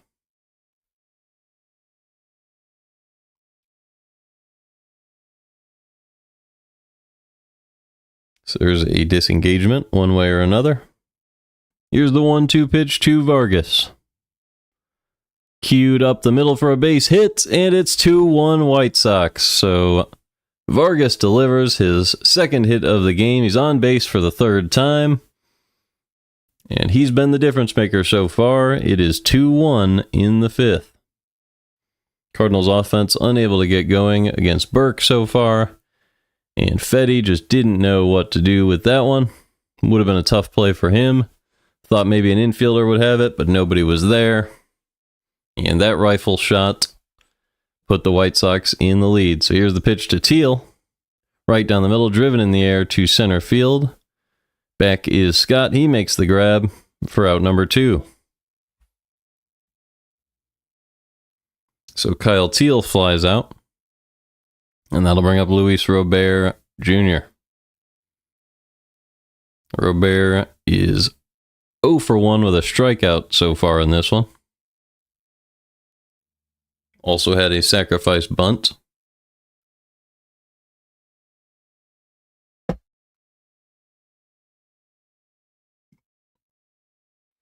First pitch to Robert. He is low and away with the cutter, 1-0. So now we can give a little bit of discussion to the bullpen. Do you pitch your best pitchers when you're down by a run against a bad team? That's something to look into for later today. As the sinker catches the outside part of the zone, 1-1. I think you do. I think this is a game you have to assume your offense will be able to come back in. And so you try to hold them at just the 2 runs. Here's a 1-1 pitch to Robert. Swing and a miss on a cutter outside. It's 1-2. That was a nice use of that pitch. Made Robert think it was coming into the corner of the zone and moved out of the zone, out of his reach. So 2 outs, 1-2 count with a man on first. Here's the 1-2 to Luis Robert. Outside cutter, and Vargas swipes second on a throw from Herrera. Unable to accurately place the ball that time, and that allows Vargas to take the bag. Throw just missed on the opposite side of second base. Nothing Gorman could do. 2 outs now with a runner on second. And a 2-2 count on Robert. Here's the pitch from Fedde. Outside again with the cutter. It's 3-2. So Fedde has 1 pitch to get Robert here. Trying to prevent another run from scoring. It is 2-1 White Sox in the fifth. Here's the 3-2. Gets the call on a sinker outside. That one was a tough pitch to call a strike, but he gets the call. Nice pitch from Fedde. We go to the top of the 6th. It's 2-1 White Sox. That is the 4th strikeout for Fedde. The cuts to commercial have been incredibly fast. I don't know what Chip is doing on the actual broadcast. Probably has to quickly just say, and that'll do it for the 4th or something. But all right, let's see.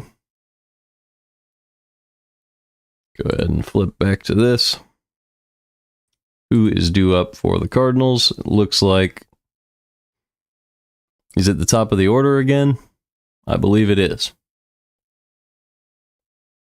But Mason Wynn has a walk, so it's not. It's going to be Herrera, Burleson, and Contreras.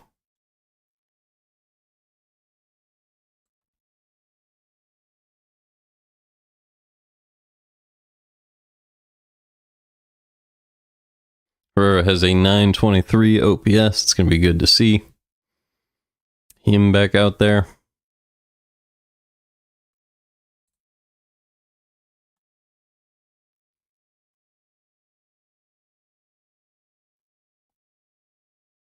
There's some other bullpen discussion that I didn't get to, but that's okay.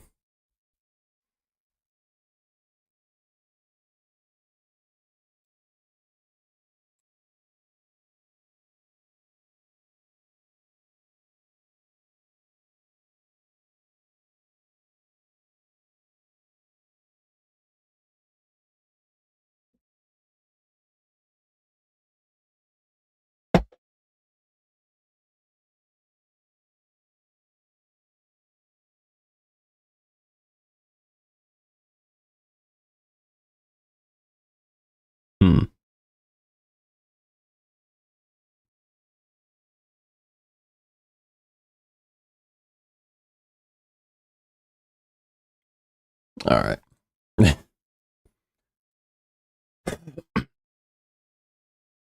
Here we go. Ivan Herrera stepping up to the plate to face Sean Burke. Cardinals trying to battle back now. Time called by Herrera before the at-bat here, so he just wants some more time to get settled in. Here's the first pitch. Drops the curveball in there for a strike. Sean Burke is ahead 0-1 on Herrera. Herrera is 1 for 2 today. Did have a rifled single back in the first. Looking to reach base for the second time today. Here's the 0-1 pitch from Burke. Inside, pulled foul, 0-2.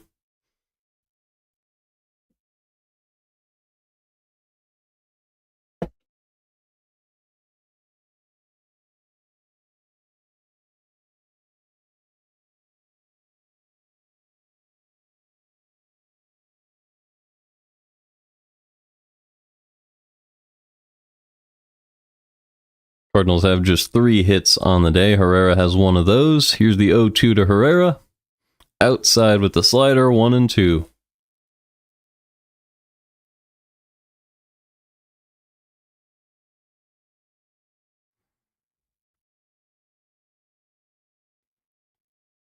The 1-2 pitch to Herrera.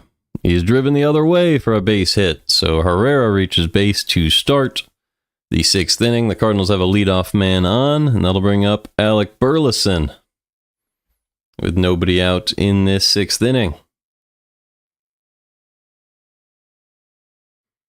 It was just a fastball away. Herrera waited on it, put the barrel on the baseball, and drove it the other way. Nothing the defense could do about that, especially when you play him to pull. Burleson stepping up to the plate. He's 0 for 1 so far. Here's the first pitch from Burke to Burleson. Outside with the curveball, 1-0. Cardinals trying to battle back in this one. It is 2-1 White Sox. Burke on likely his last inning. Brandon Eisert getting ready in the bullpen as the changeup misses low. 2-0.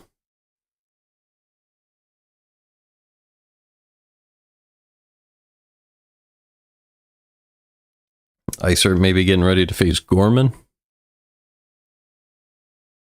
Or maybe Nootbaar next inning. And time is called by the White Sox catcher Teal, and he's going out to talk to Burke.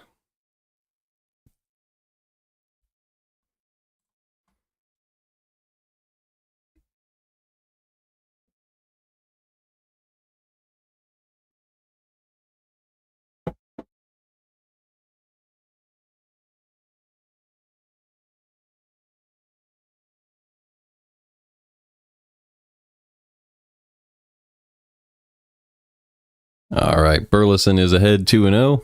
Steps back into the box. Burke is finally ready. The 2-0 pitch to Burleson with Herrera on first.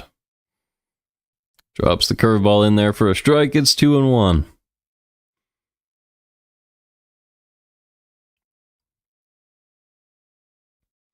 Burleson does have a walk in the game today. The 2-1 pitch. Swing and a miss on a curveball below the zone. It's 2-2. Good pitch from Burke there. It looked like it might catch the bottom of the zone, but it dropped right out the bottom above Burleson's bat. So we'll see if he can make up for that. The 2-2 pitch now from Burke to Burleson. Driven in the air to right field. And just off the netting. Really rough day for the right fielder, Talkman. He has been discouraged by a couple of balls that were just unplayable off the netting. So the count remains 2-2. Cardinals trying to get a rally going in the 6th, trailing by a run in Chicago against the White Sox. The 2-2 pitch from Burke to Burleson. Right down the middle, but fouled off the other way. That was the changeup, still 2-2.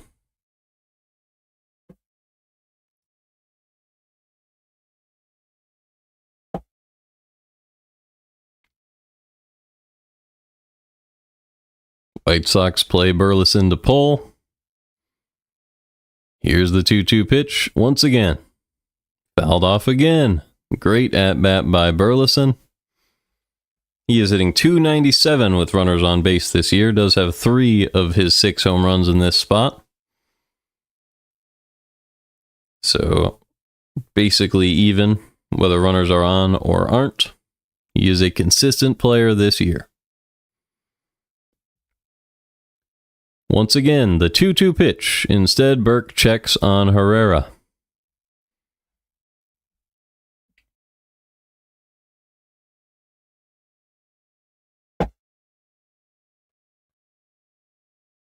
So after even further of a delay, Burke is ready. Another 2-2 to Burleson. Fouled off again. This has been an incredible at-bat by Burleson. Burke is up at 95 pitches now. So his game will be over after a couple more hitters. Or at the end of this inning.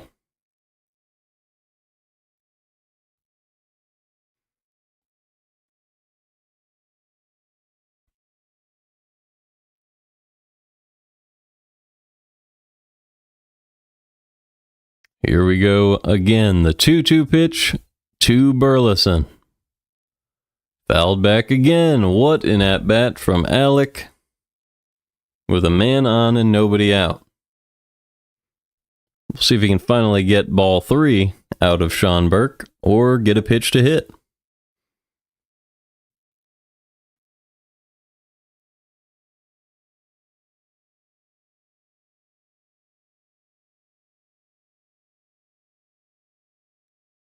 The 2-2. Up and in, fouled back again, and he gets catcher interference. Kyle Teal's hand was too far up. Burleson hits it with his bat, and after that long at-bat, that's how Burleson gets rewarded on a catcher interference. He was going to hit that ball, ended up hitting the glove instead, and Burleson noticed immediately, called for the catcher interference, and got the call. Now runners on first and second with nobody out. And that brings up Wilson Contreras. Contreras has the only RBI for the Cardinals today on a sac fly. He is 0 for 1. Here's the first pitch from Burke. Fastball at the top of the zone, fouled back. It's 0-1. Big chance for the Cardinals here. Even if Contreras just moves the runners over. We'll see if he can find a gap, though. You know he's swinging. Here's the 0-1 from Burke. Swing and a miss on a curveball outside. It's 0-2.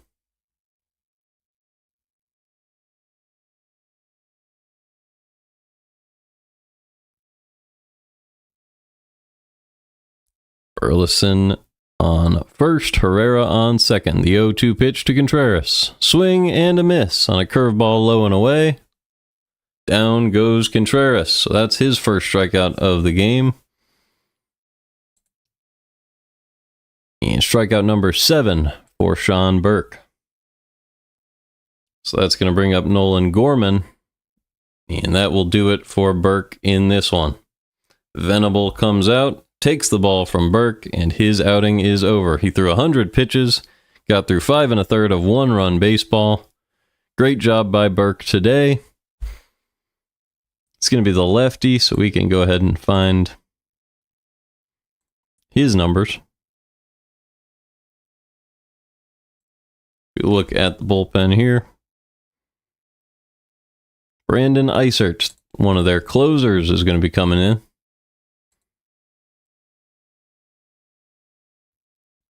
Does he have good numbers? Let's see. 1.32 whip, -5 pitching run value with a 4.65 ERA. So those numbers say he's really bad, but then if you actually look at the Savant, everything says he's good. The only thing he's not doing well is avoiding balls in the air and barrels. So people are getting great launch angles against him. But he gets swing and miss. Balls are hit softly. gets strikeouts, doesn't walk anybody. So the only way you're beating Eisert is by getting the ball into the air, line drives into the gaps, getting barrels. So hopefully that is what the Cardinals can do here with Nootbaar.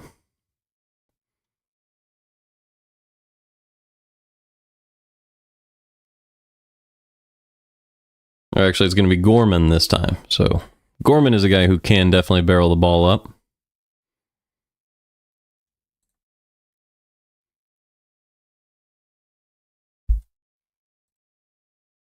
Alrighty.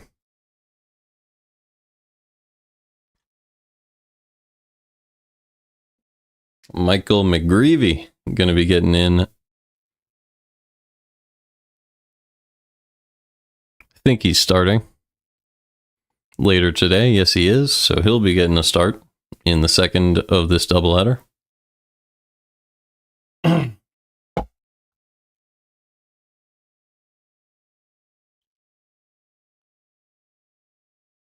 Here we go. Gorman versus Eisert. He takes strike one on the inside part of the plate. It's 0-1.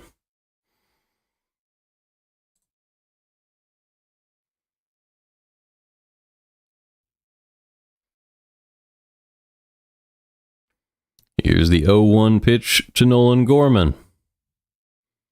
Low with the slider, 1-1. Gorman settling in here. He's 0 for 2 with a couple of strikeouts. The 1-1 pitch. Chopped to the right-hand side. They're going to make the only play, which is at first, for out number 2. So he moves both runners over for Nolan Arenado, with a chance to give the Cardinals the lead. They trail 2-1 against the White Sox now. We'll see if Arenado can get a good launch angle against Eisert. It's a huge at-bat. Arenado is yet to strike out today. Already has a hard-hit ball that just barely didn't get out. We'll see if he can find a gap here with 2 runners in scoring position and 2 outs in the 6th.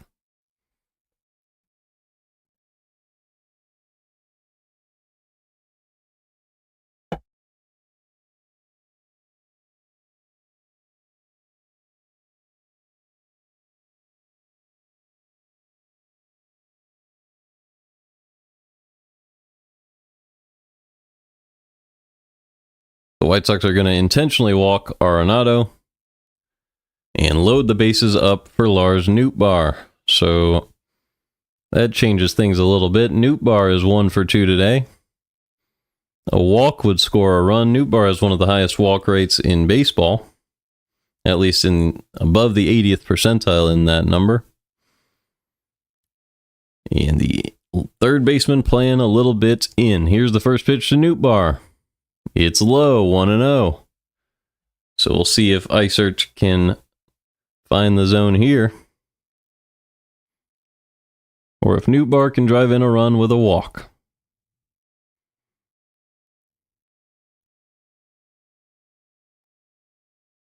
The 1-0 pitch to Nootbaar is outside, 2-0.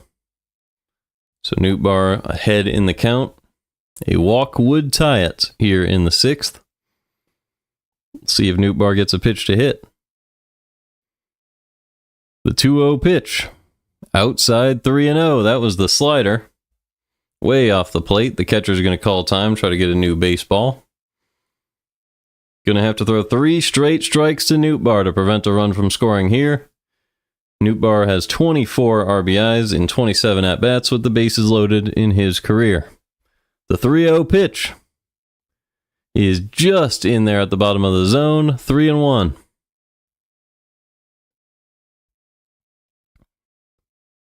So all bets are off, but 2 pitches still have to be strikes here. The 3-1 to Nootbaar is low and away, and that's ball 4. Eisert walks in a run. Nootbaar picks up an RBI with the walk. Herrera comes in to score, and it's 2-2 in the 6th. Great at-bat by Nootbaar. Didn't chase anything that he didn't have to. And it is 2-2. So that will bring up Jordan Walker with the bases loaded. We'll see if he chases anything. First pitch to Walker. He is in there for a strike with the changeup, 0-1. with 2 outs in the 6th. Eisert has to face Walker, unless intentional walks count, which I think they actually do, so I guess he doesn't, but they left him in anyway. As Walker chases the fastball above the zone, it's 0-2. So Walker has a strikeout. He is 1 for 2 today. Did have a single last inning, but was unable to come around to score. Here's the 0-2 from Eisert. Way outside with the changeup, 1-2. So we'll see if Walker can work an at-bat here with the bases loaded and 2 outs. The 1-2 pitch. Low and away with the changeup again, it's 2-2. Big chance for Walker to give the Cardinals the lead. It is 2-2 in the 6th. He's hitting .292 with runners in scoring position this year. Eisert is ready. The 2-2 to Walker. Low and away again, and the count is full. All 3 runners are going to be getting a head start with this next pitch. And Walker has a chance to give the Cardinals the lead by just working in at-bat. Or putting a ball in the gap, preferably. The 3-2 pitch. Right down the middle for strike 3. He takes a changeup. Great pitch from Eisert. Rough decision by Walker. And we go to the bottom of the 6th. Still 2-2. Fedde looks like he could probably go one more inning.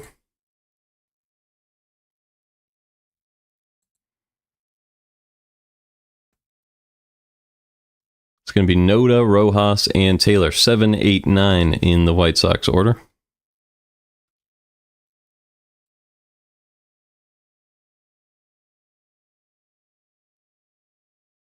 We'll leave Noda up.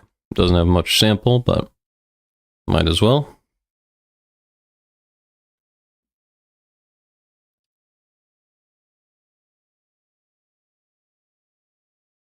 And I will be right back.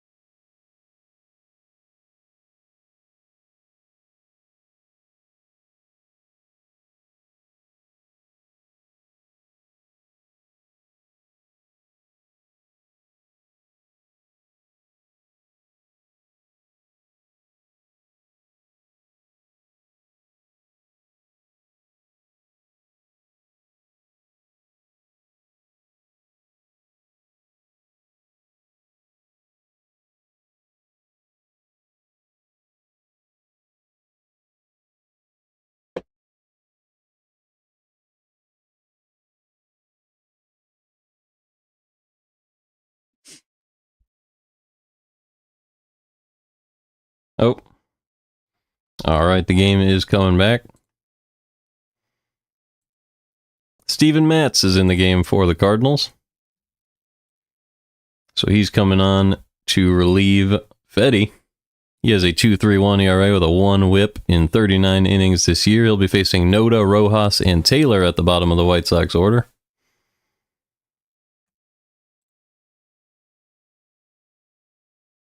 This game is tied at 2 after an RBI walk by Nootbaar in the top half of the inning.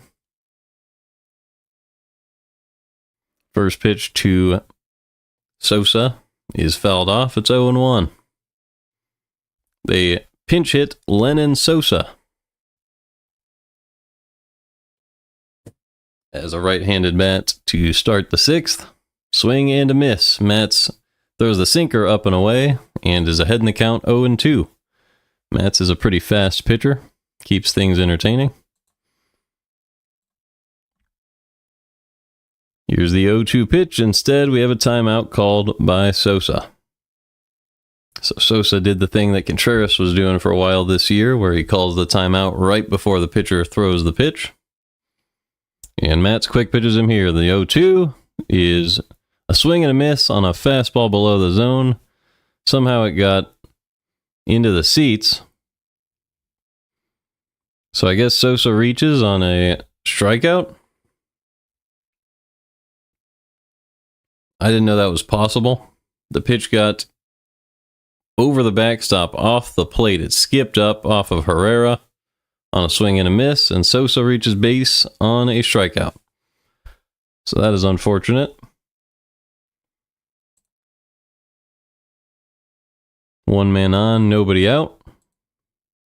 And that will bring up another pinch hitter.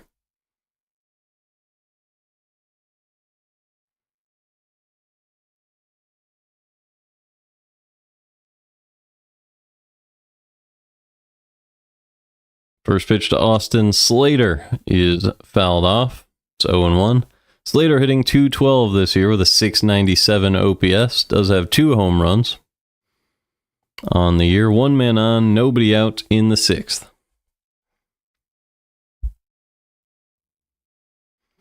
The 0-1 pitch from Matz is right down the middle. Fly ball. But it looks like that'll get into the seats. So it's 0-2.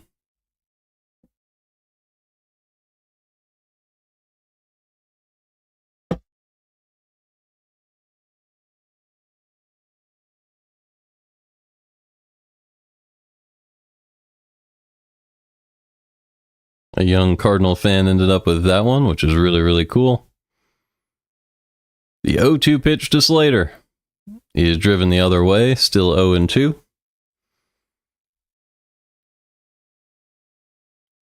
Matt's working after a strikeout here with a man on and nobody out, so he'll have to get an extra out this inning after that ball skipped away from Herrera. The 0-2 pitch to Slater. Right down the middle with the sinker. And that's strike 3. Herrera played a little bit of a game with Slater there. Moved inside as if that pitch was going to be a breaking pitch. And then Matt's got him with the sinker moving back into the zone instead.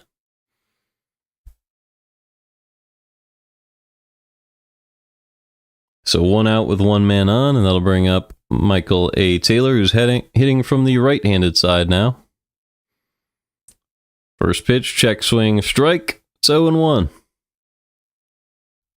Taylor is 0 for 1 with a strikeout so far today.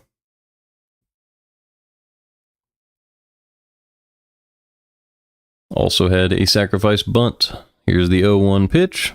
Right down the middle with the changeup, 0-2.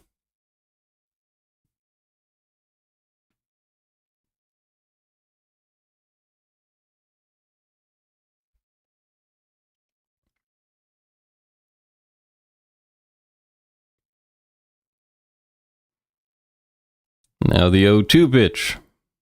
Way outside with the changeup, 1-2.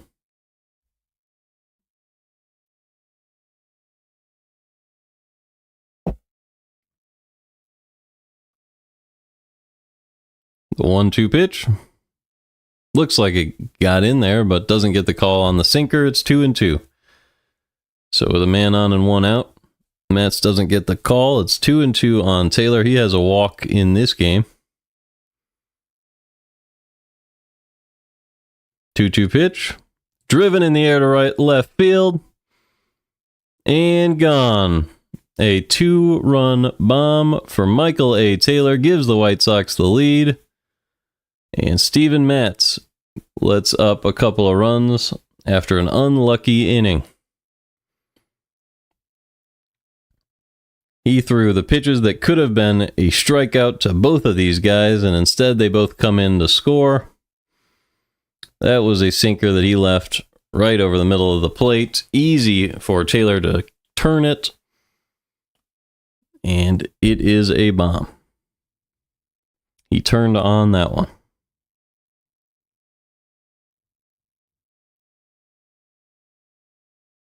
First pitch to Tauchman is a strike, 0-1. Really, really unfortunate inning for Matz, and the Cardinals will have their work cut out for them in the rest of the game. as the 0-1 curveball is in there for a strike. 0-2. Matz is a fantastic piece to have in your bullpen for a doubleheader like this, as he's a former starter and can go deep in the game. And I believe he earned himself a few more innings with that pitch. Swing and a miss. Sinker right down the middle. Tauchman swung right over that one. 2 outs in the 6th. That'll bring up Chase Mydroth.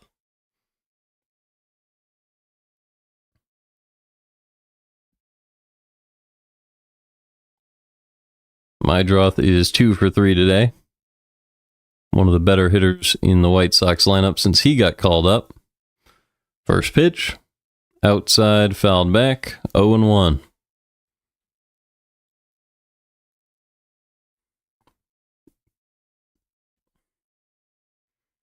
The 0-1 pitch is fouled the other way. 0-2.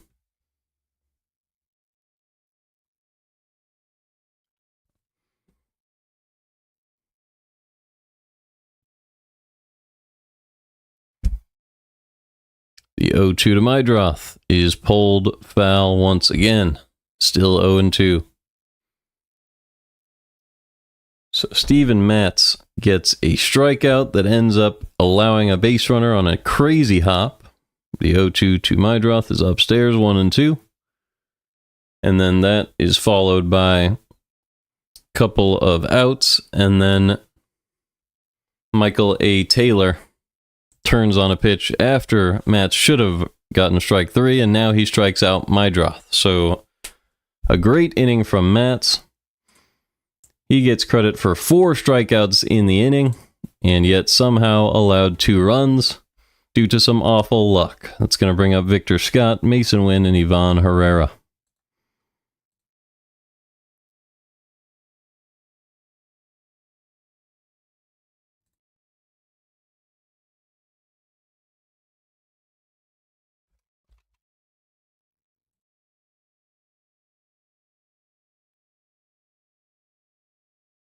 So we'll go back to the random word generator in this upcoming inning. But we'll take a look at the White Sox bullpen as well. So you expect Eisert to probably remain in the game, but usually they don't use him for multiple innings, so it could be anybody. Cam Boozer makes a lot of sense, going lefty-lefty. But you have Wynn and Herrera at the top of the order. So I think they'll stick with Eisert to face Scott and then go to a righty like Wilson or Altavilla against the top of the order.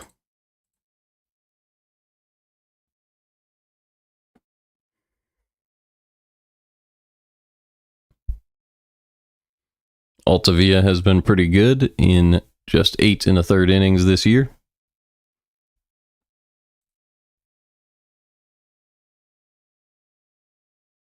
It's a guy that I think they might go to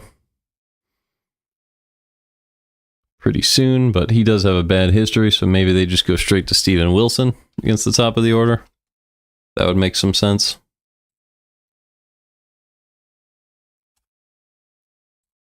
Steven Wilson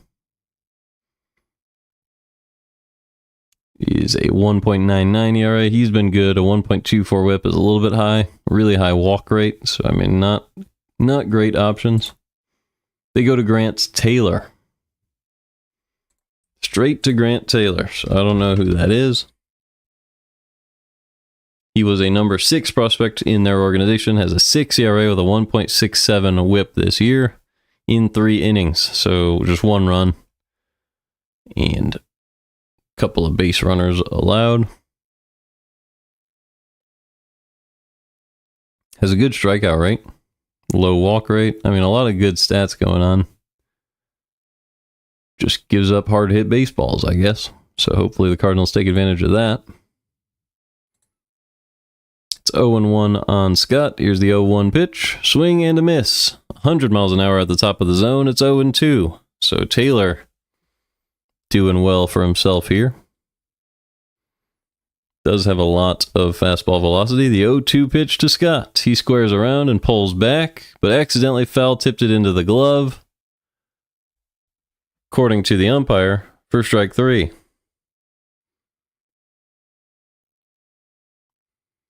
Can you challenge a foul tip?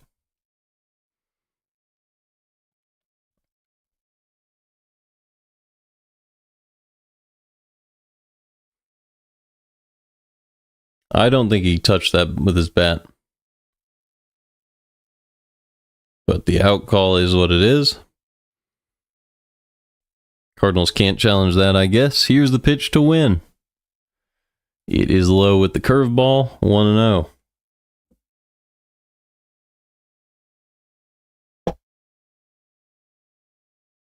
A very strange call against Scott for out number 1. The 1-0 pitch to win is 99, top of the zone. Fly ball to right field. Talkman is there for out number 2. That'll bring up Ivan Herrera.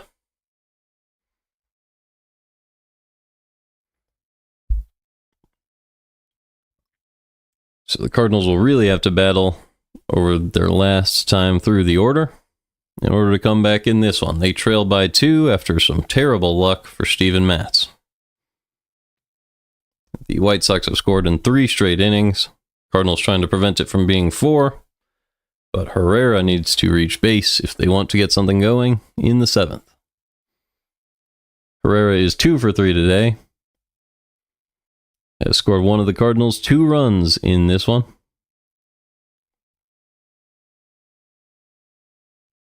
First pitch from Taylor to Herrera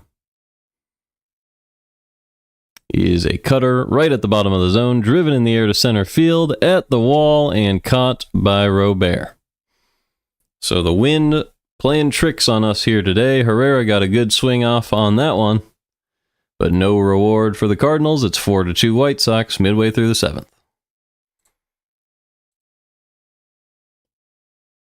So Matz will be back out there to face Benintendi, Vargas, and Teal.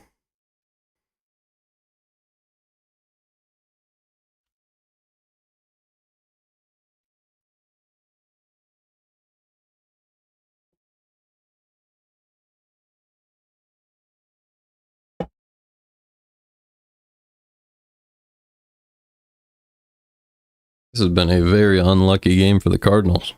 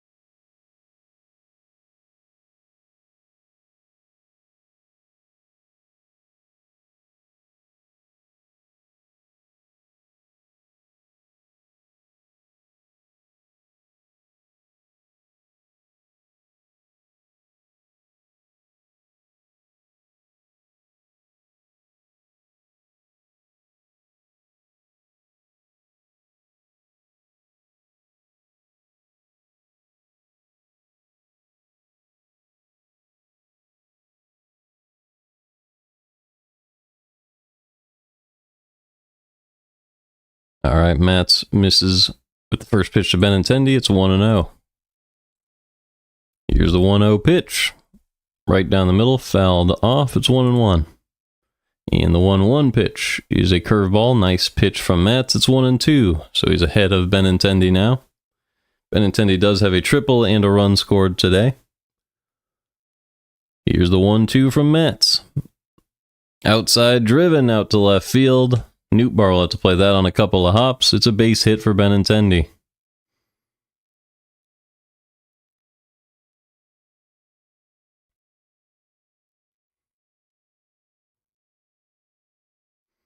Just a fastball on the outside part of the plate. And Benintendi waited for it and put the barrel on it. You can't ask for anything better than that. So that'll bring up Miguel Vargas. He's 2 for 2 and has a walk today. Has a run scored and an RBI. And Matz misses the first pitch outside. It's 1-0. The 1-0 pitch to Vargas is outside again. 2-0. 2-0 pitch. Ground ball, third base. Arenado goes to second for 1. Gorman with the turn. It's a double play. 2 outs in the 7th. And the Cardinals look to get the bats back on the field very soon. That'll bring up Kyle Teal, the catcher today. He had a catcher's interference earlier. He is 1 for 3. First pitch, in there for a strike. It's 0-1.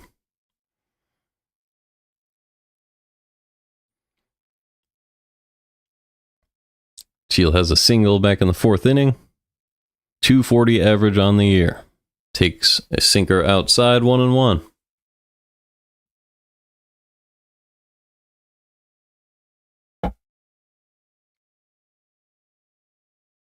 1-1. He is up and in with the sinker, 2-1.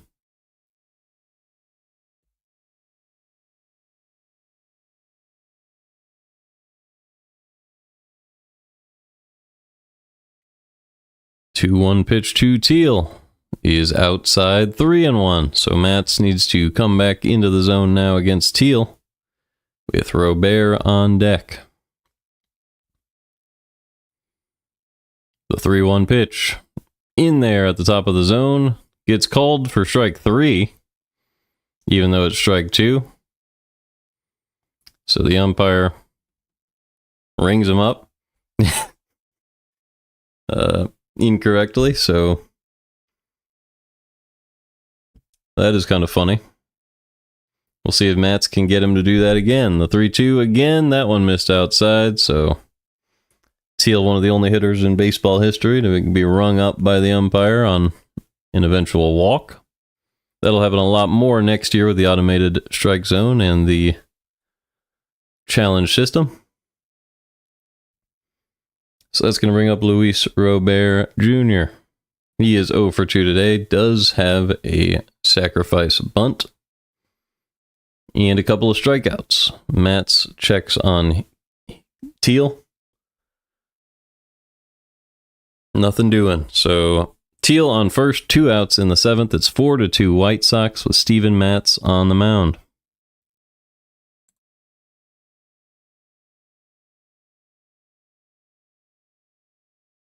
First pitch to Luis Robert Jr. Ground ball up the middle. That's going to be a base hit into center field. Victor Scott has to play that one. Runners at first and second with 2 outs in the 7th.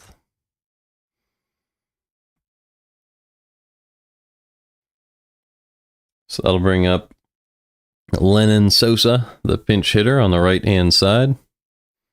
Matz might have to be done after this, as Herrera's going to go talk to him. Probably just give him the scouting report on Sosa.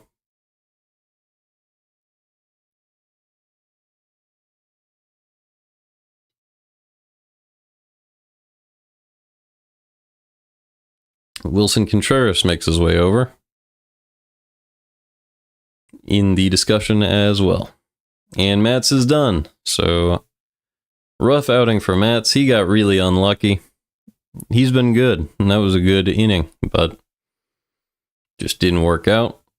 Cardinals will go to the bullpen. They didn't show us who it'll be, so let's see if we can figure it out.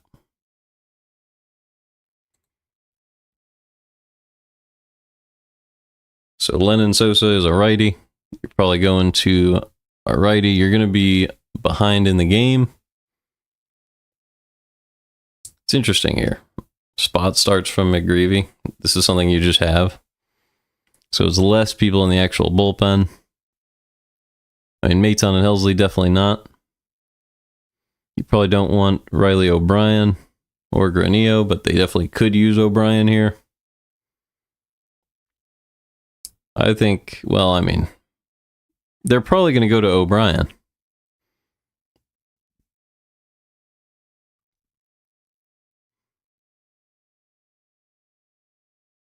If I were the Cardinals here, I'd probably go to a good pitcher.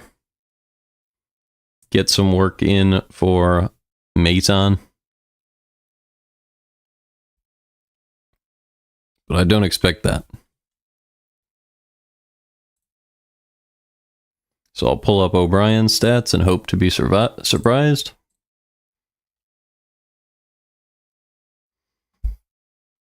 He's been all right this year. A 3.18 ERA, 1.15 whip. Really hard thrower.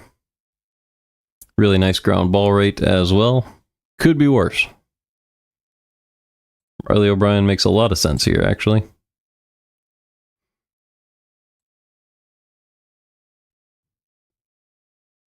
So let's see if I was right about that.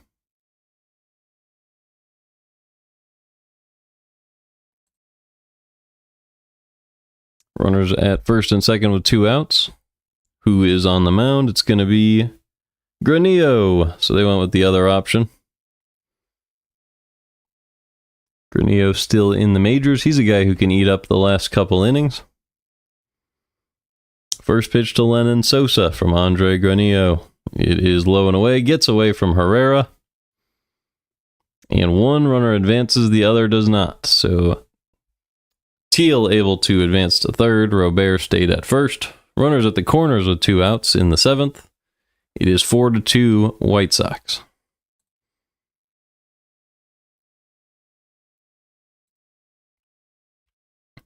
Granillo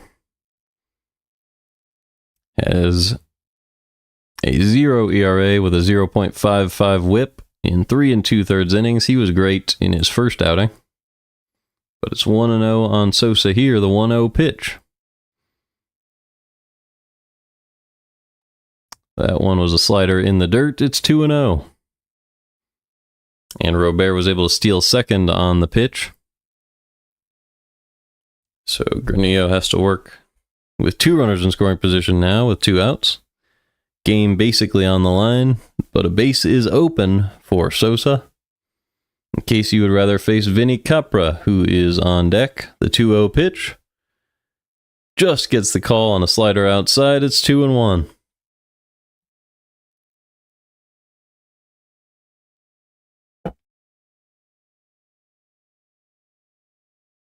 Two-one pitch from Granillo to Sosa. Right down the middle, driven in the air to center. Playable for Scott. He will make the grab. And we go to the 8th. It is 4-2 White Sox. It's going to be Burleson, Contreras, and Gorman trying to get back in this one.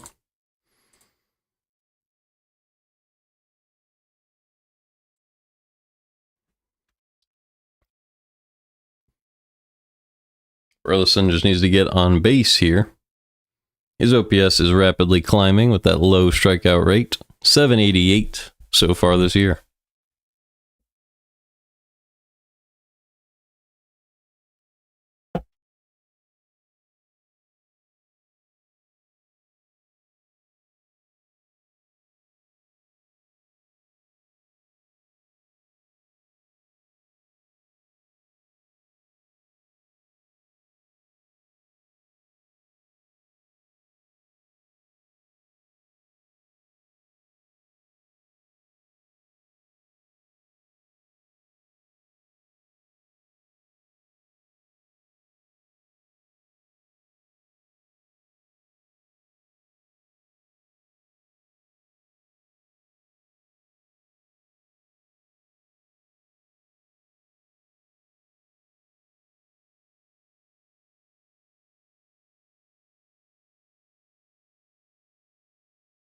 Game will be back in a second here.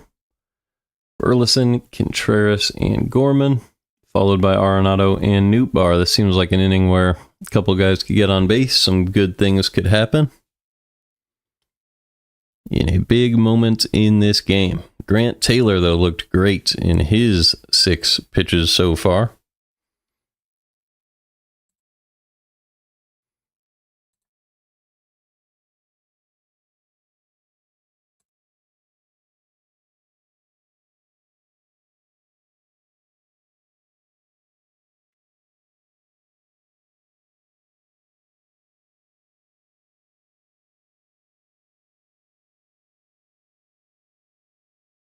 Cam Boozer comes into the game. Left-handed pitcher, 4.50 ERA, 1.29 whip. I thought they would stick with Taylor, but this might give the Cardinals a good chance. Boozer is a left-handed pitcher, which isn't great for Burleson, but a 1.29 whip, 4.50 ERA is not great. Great expected batting average against, a really good strikeout rate for Boozer, but he walks a lot of hitters and doesn't get a lot of ground balls, so you got to make some good contact. As a first pitch sweeper is fouled off. It's 0-1 on Burleson. The 0-1 pitch from Boozer is taken for a ball on a sweeper low and away. They're going to say he went around and it's 0-2. That surprises the heck out of me. Did not think that happened. Oh well. Here's the 0-2 pitch to Burleson from Boozer. Driven up the middle for a base hit, so Burleson makes up for it. Nice piece of hitting there. That's his first hit of the game. Did also walk and reach on a catcher's interference, so he reached base in all three ways this game. Very rare way to do that. Just a good piece of hitting. Didn't even swing too hard, just didn't try to do too much. Waited for that ball to travel. Put the barrel on it. Great job by Burleson. So one man on with nobody out. Here's the first pitch from Cam Boozer to Wilson Contreras in the 8th. Driven in the air to deep left field. That ball is smoked, and we are tied.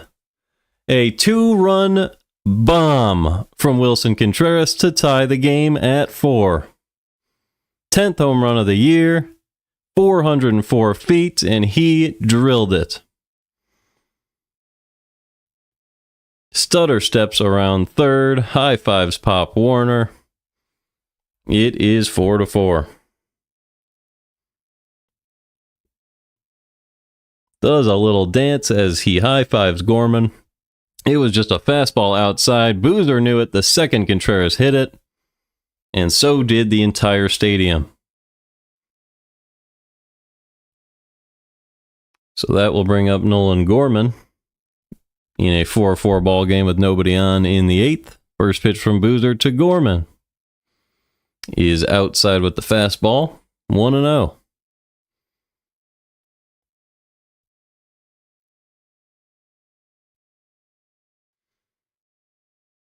The 1-0 pitch to Gorman misses just downstairs with the sweeper. 2-0 now.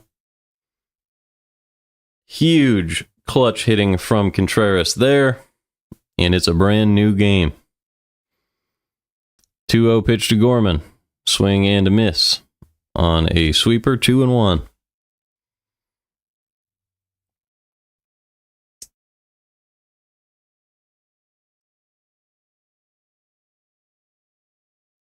The 8th pitch of the inning for Boozer after a lot of damage already.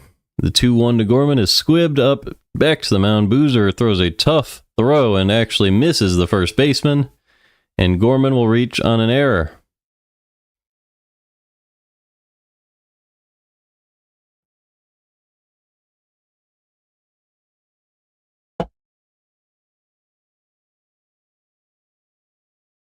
Throwing to first can be really difficult for a pitcher. And it was there for Boozer. So Gorman reaches. One man on with nobody out. That's going to bring up Nolan Arenado in a tie ball game. I think Boozer was trying to throw it too lightly. Didn't follow through his throw to first. Arenado is 0 for 2 today. Does have a walk.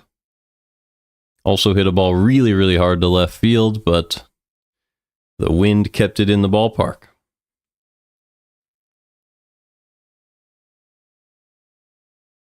So with one man on and nobody out, here's the first pitch to Arenado. Caught the outside corner with the sweeper. It's 0-1. Arenado did draw an intentional walk in the 6th inning. For Nootbaar walked in the run. The 0-1 pitch. Driven foul. That was a fastball up and in. It's 0-2. So Gorman on first, as the White Sox have a couple guys getting ready in the bullpen. Here's the 0-2 pitch to Arenado. Low and in, pulled foul, and we'll do it again.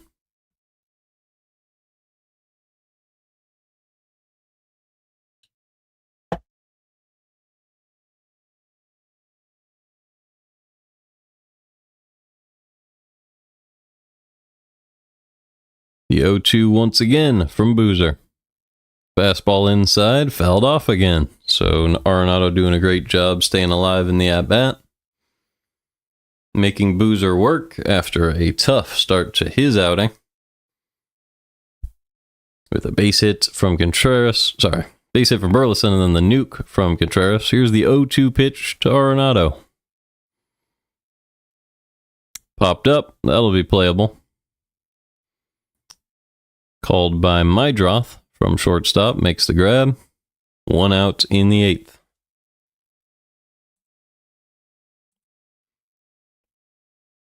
So that will bring up Lars Nootbaar, who is 1 for 2 today, does have a walk and an RBI. It was a bases loaded walk that drove in the run.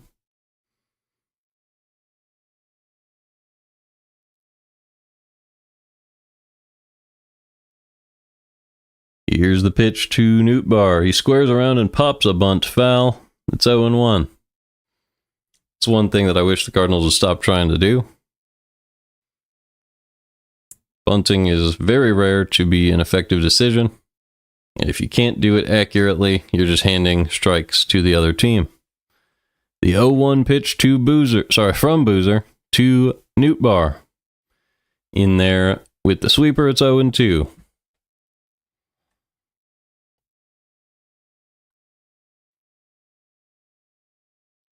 So it's a tie ball game in the 8th with a runner on. That runner is Gorman after an error. 1 out. The 0-2 pitch to Nootbaar. Low and away with the sweeper. 1-2.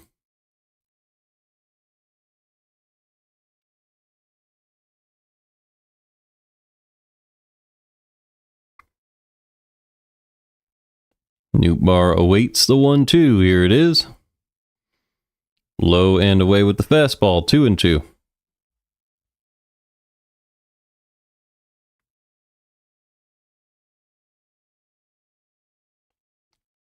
Nootbaar working his way back into this at-bat. 2-2 pitch from Boozer. He is low, it's going to skip away from the catcher. And Gorman will take second base on that pitch. So now there's a man in scoring position. He's the go-ahead run. In Nolan Gorman with a full count on Nootbaar. See if he gets a pitch to hit here. The 3-2 from Boozer to Nootbaar is low, and that is ball 4. Nootbaar draws his second walk of the day, also has a single. Great game from Nootbaar so far, and that brings up Jordan Walker. Walker is 1 for 3 with a couple of strikeouts today. Big chance for him to put the Cardinals on top in the 8th.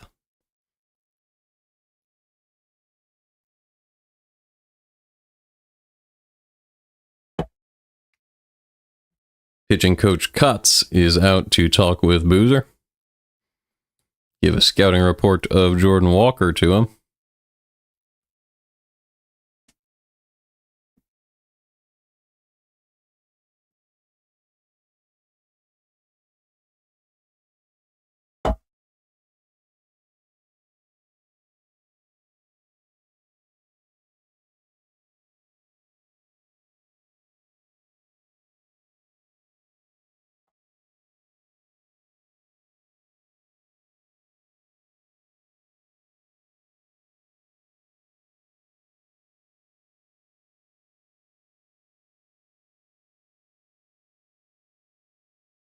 Alrighty, Jordan Walker at the plate. The first pitch to him.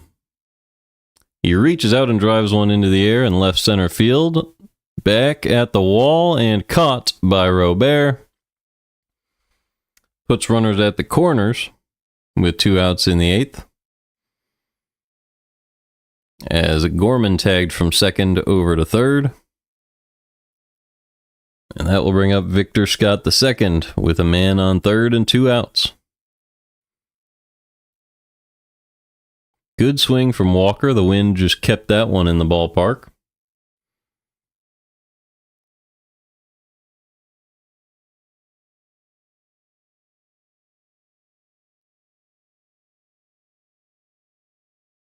So we have a final lefty-lefty matchup here. And that's why the Cardinals are going to pinch hit for Victor Scott. It's going to be Joel Pozo at the bottom of the lineup.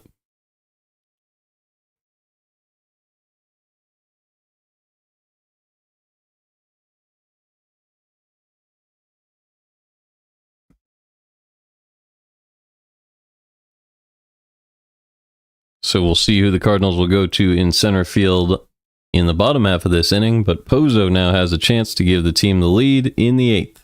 Big opportunity with a man on third and 2 outs. Boozer still in the game. He's going to throw his 21st pitch of the inning.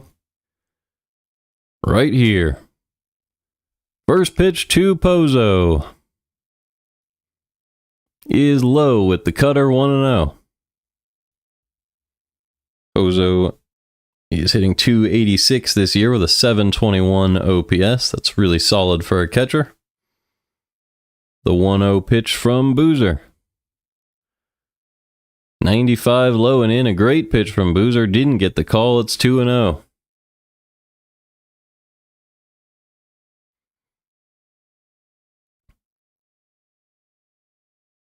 Here's the 2-0 pitch. Up and away, 3-0 now on Pozo.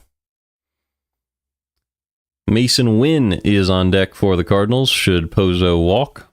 There's 2 outs with runners at the corners. Chance to go ahead in this one. 3-0 pitch to Pozo.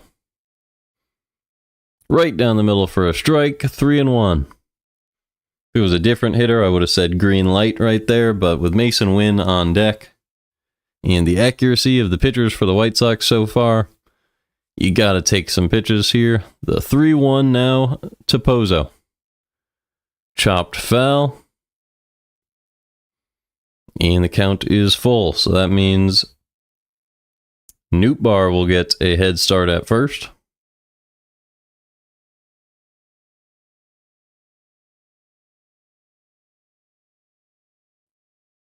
So 1 in the gap could score 2 for the Cardinals here. The 3-2 pitch now to Pozo from Boozer. Up and in, popped up, and out of play. So it's still 3-2. Good at bat from Pozo. Really grueling inning from Boozer so far. This game could go either way. Let's see if Pozo can make a difference in it here. He'll get 1 at bat in this one. Let's see if he makes the most of it. The 3-2 pitch to Pozo. Pulled, fair for a base hit. That'll give the Cardinals the lead. It is 5-4. Joel Pozo with an RBI single put the Cardinals on top.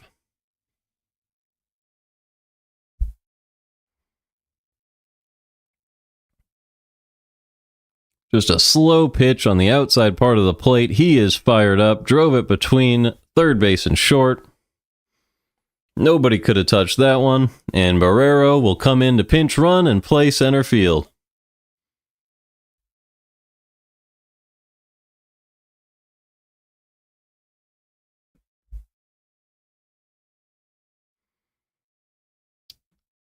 So that'll do it for Cam Boozer. Great inning for the Cardinals.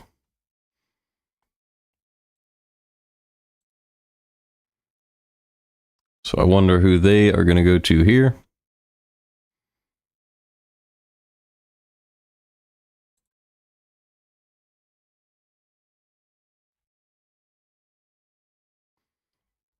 It's going to be Mason Wynn, so it's still a close game. Altavia would make sense now.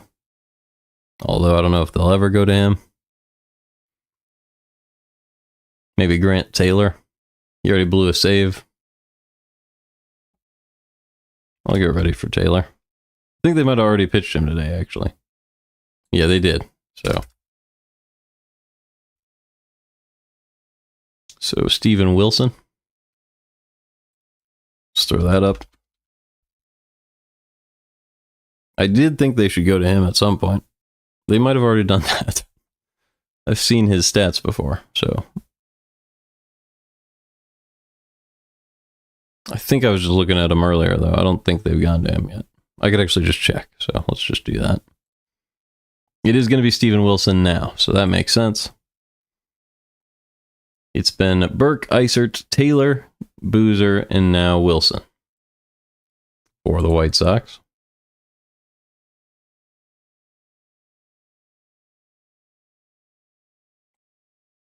So here we go. Wilson versus Wynn as the Cardinals lead by 1. Wilson's been good this year as far as ERA goes, but has walked a lot of hitters. So maybe he's been getting a little lucky. Let's see if Mason Wynn can straighten that out. He is 0 for 3 so far today. Has walked and scored today. First pitch from Steven Wilson is just upstairs with the sweeper, 1-0. Not the best game of all time for this umpire, but it is what it is. Here's the 1-0 pitch to Mason Wynn. Sweeper low and away, popped up, playable in center. Catch made by Robert. So we go to the bottom of the 8th, but it's 5-4 after an RBI single from Pozo and a massive blast from Wilson Contreras. To tie this one, it is 5-4 Cardinals midway through the 8th.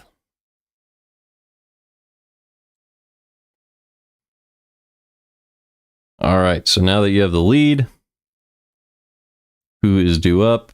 Capra, Taylor, and Tauchman. So I'm going to do a quick check on Capra, although it doesn't matter. Is he a lefty? No, he's a righty. Okay, so you have righty, switch, and lefty, and Tauchman's a better hitter than Capra. So you still have to play a lefty here, I would say. But Matz was already used.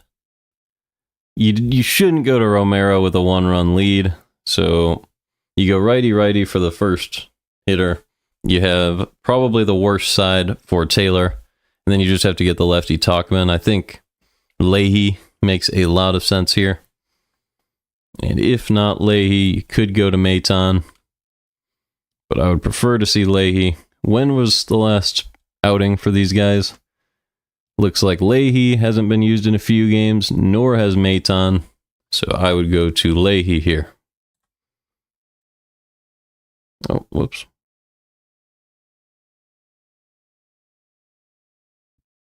So I'm going to go ahead and pull up Leahy's numbers. Definitely wouldn't stick with Granillo.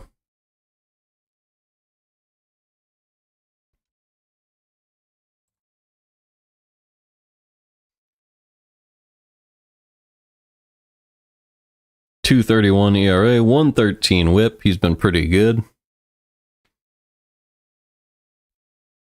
The numbers have definitely come crashing down since that great start to the year, but still good numbers overall.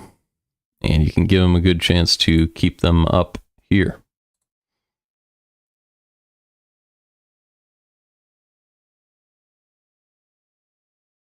Maton came in instead. He throws the first pitch to Capra. It's in there for a strike with the cutter. 0-1. So with a 1-run lead, going to Maton makes sense. It's just the matchups that I wanted Leahy in, but if we look at Maton, obviously he's been fantastic. Savant page basically all red, as this one's pulled down the third base line. Just foul. It's 0-2 on Capra.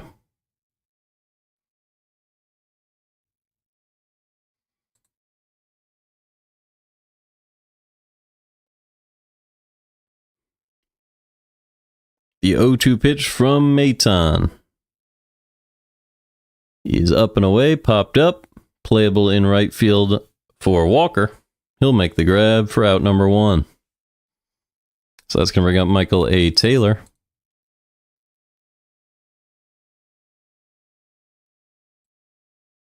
Taylor had a big homer for the White Sox back in the 6th inning off of Steven Matz after strike 3 was not called against him.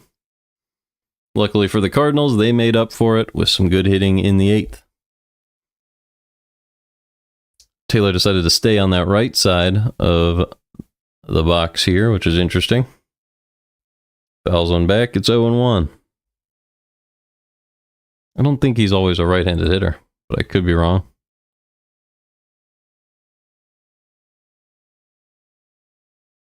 The 0-1 pitch just caught the outside corner with the cutter. It's 0-2.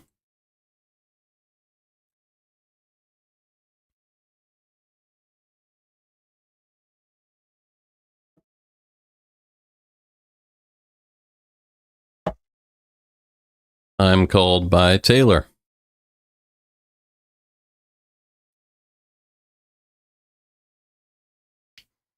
So he's way behind in the count. It's 0-2. Mike Tauchman is on deck with 1 out and nobody on in the 8th. Here's the 0-2 from Maton. Outside with the cutter, 1-2.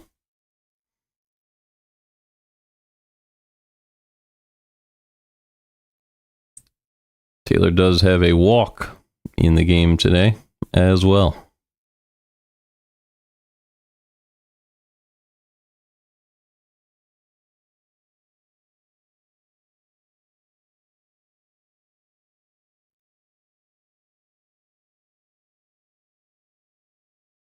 So Maton gets set. The 1-2 pitch to Taylor. Outside, fouled back, still 1-2.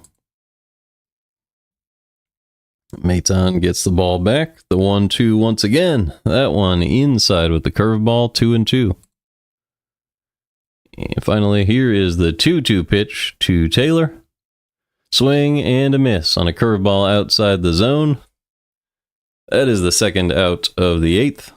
And that'll bring up Mike Tauchman at the top of the White Sox order. Perfectly placed curveball by Maton. It looked great to Taylor, but just fell out of his swing plane. So 2 outs. Here comes Tauchman. He is 0 for 4 with a couple of strikeouts today. Frustrating day for him in right field as well, as he's just been unable to reach a couple of balls off the netting. The 1-0 pitch from Maton. Swing and a miss on a sweeper up and away. It's 1-1.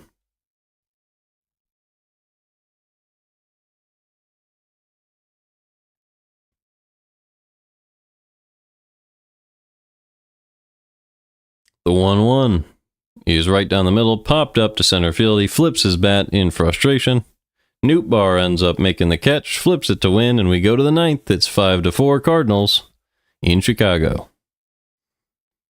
Pajes is in the game at catcher now. So it'll be him, Burleson, and Contreras as hitters in the 9th.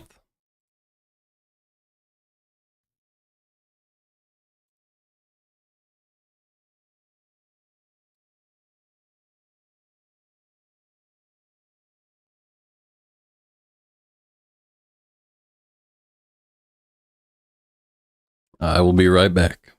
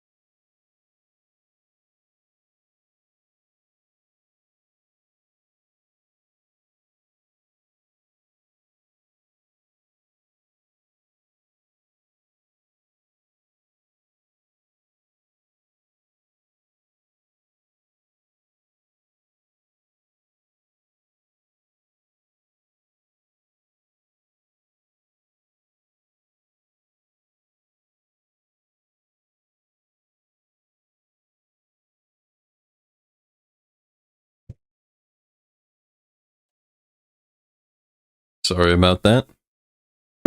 9th inning. I bet Pajes is already up, so let's just try to catch up. Okay, perfect. So it's 0-1 on Pajes. Wilson just threw the first pitch. Here is the 0-1 to Pedro Pajes. Swing and a miss on a sweeper outside. It's 0-2. So we'll get you back to live by the end of this at-bat, hopefully. Pajes has produced 0.5 WAR as a defensive catcher this year. The 0-2 pitch from Wilson. Sweeper away, fouled back, still 0-2. Alec Burleson is on deck. Cardinals lead 5-4 in the 9th. The 0-2 pitch to Pajes. Way above the zone, 1-2. That one a couple of feet upstairs.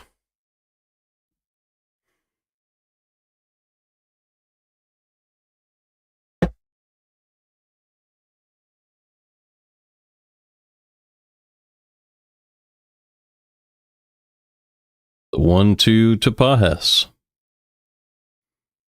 Swing and a miss on a sweeper low and away. Down goes Pajes for out number 1 in the 9th. So Steven Wilson with a good pitch there. Gives him his first strikeout of the day, and that'll bring up Alec Burleson. Burleson is 1 for 2 today, also has a walk and a catcher's interference.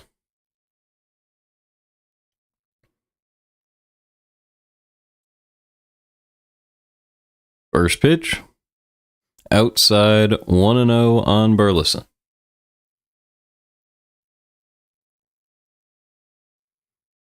Burleson's average up at 307 now with a 794 OPS. The 1-0 pitch to Burleson.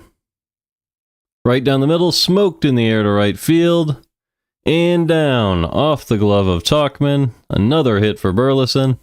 Great game for him. So 1 man on with 1 out in the 9th.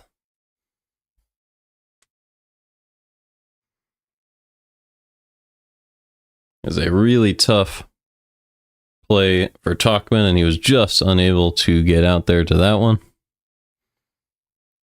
Seems to be the story of his game so far. So 1 man on with 1 out. That'll bring up Wilson Contreras. He hit a nuke to left field his last time up. Even through the wind, it was a bomb. He is 1 for 3 with 3 RBIs today. Here's the pitch from Wilson. Outside with the sweeper, 1-0. He has a sac fly and a 2-run homer in the game today. Double-digit home runs on the year. The 1-0 pitch from Wilson. He delivers, and it is upstairs, 2-0. Sweeper didn't get the call there.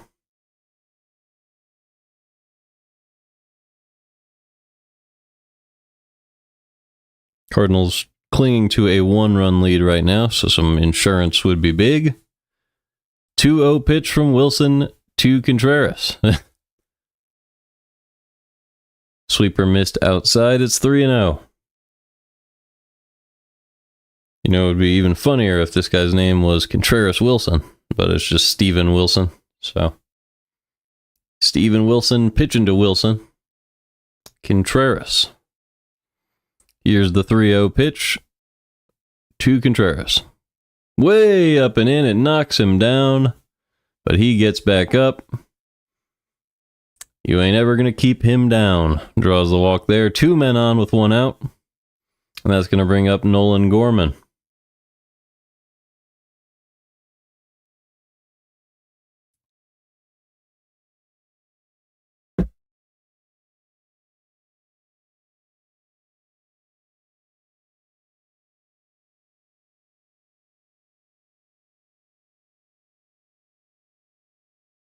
Gorman is 0 for 4 today, does have a couple of strikeouts, looking to turn it around. Did reach on an error earlier. First pitch from Wilson to Gorman.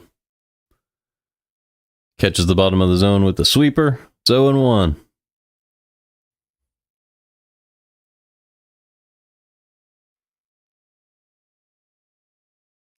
Did score a run last inning after reaching on the error. Wilson is ready. Here's the 0-1 pitch to Gorman. Outside, 1-1. Teal keeping an eye on the base runners as Contreras and Burleson got big secondary leads there.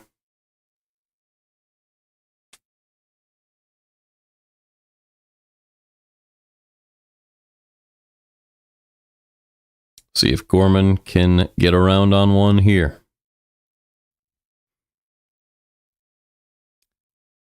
Here's the 1-1 pitch from Wilson. Sweeper low and in. He just misses that one. It's 1-2. So 2 men on, 1 out in the 9th. Cardinals lead this one 5-4, looking to add to their lead. Wilson is ready. The 1-2 pitch to Gorman. Sweeper at the bottom of the zone, driven into right field, and caught on a sliding grab by Tauchman. Great play from him, finally getting to one, and there are 2 outs now in the 9th.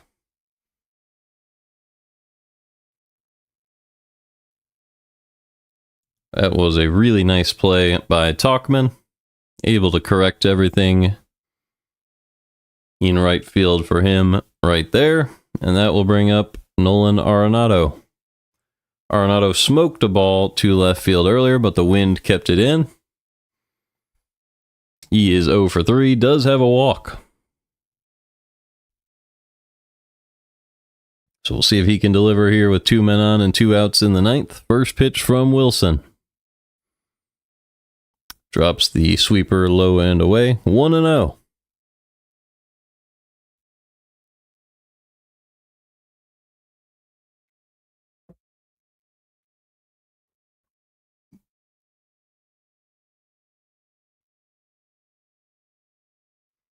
Arenado ready once again. The 1-0 pitch now from Wilson. Instead, we have a timeout. Wilson stepped off. So that's the first disengagement by Wilson.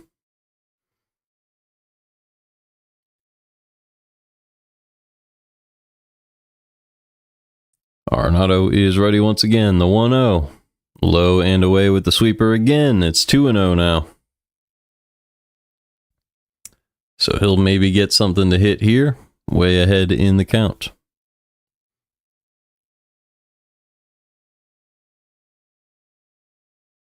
Big hole in left center. The 2-0 pitch from Wilson. Fastball at the top of the zone, fouled off, 2-1.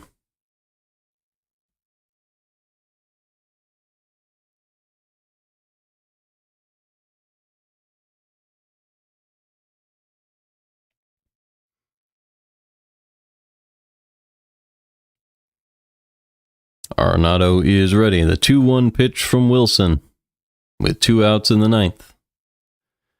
Sweeper hangs out there. He pulls it down the left field line, but into the seats, foul. 2-2.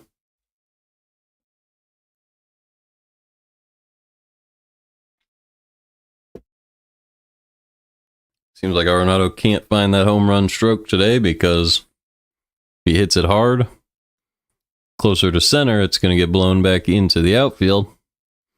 But if he pulls it, it's going to get blown foul. So there's no good solution for him. The 2-2 pitch from Wilson. Up and in, check swing, foul ball. Still 2-2. One solution would be to find some green grass in the outfield and hit it a little lighter. That's something we've seen from Arenado in a few games this year.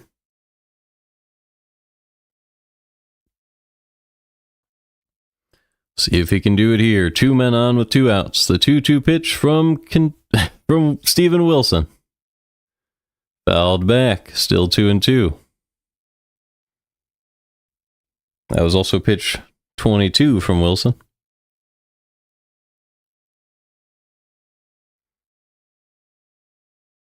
A lot of 2s going on. See if Arenado can plate a run and give the Cardinals a 2-run lead, as they lead 5-4 right now in the 9th. Another 2-2 pitch from Steven Wilson. Another sweeper. He swings and misses, and down goes Arenado. He is a little frustrated, but Ryan Helsley getting ready to try to close this one out in the bottom of the 9th. It'll be Madroth, Benintendi, and Vargas.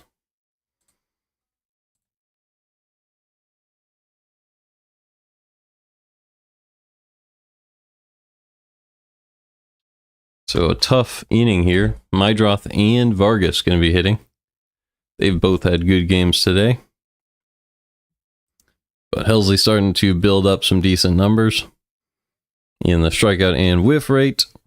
Getting good chase, great fastball velo. But the whip is still astronomically high, 1.56. As the walks are climbing up at 10.6%. And there have been some hard hit baseballs. So hopefully he can protect this 1-run lead, get some more strikeouts. They have him listed as a below average pitcher due to that super high whip. So hopefully he can fix that as well.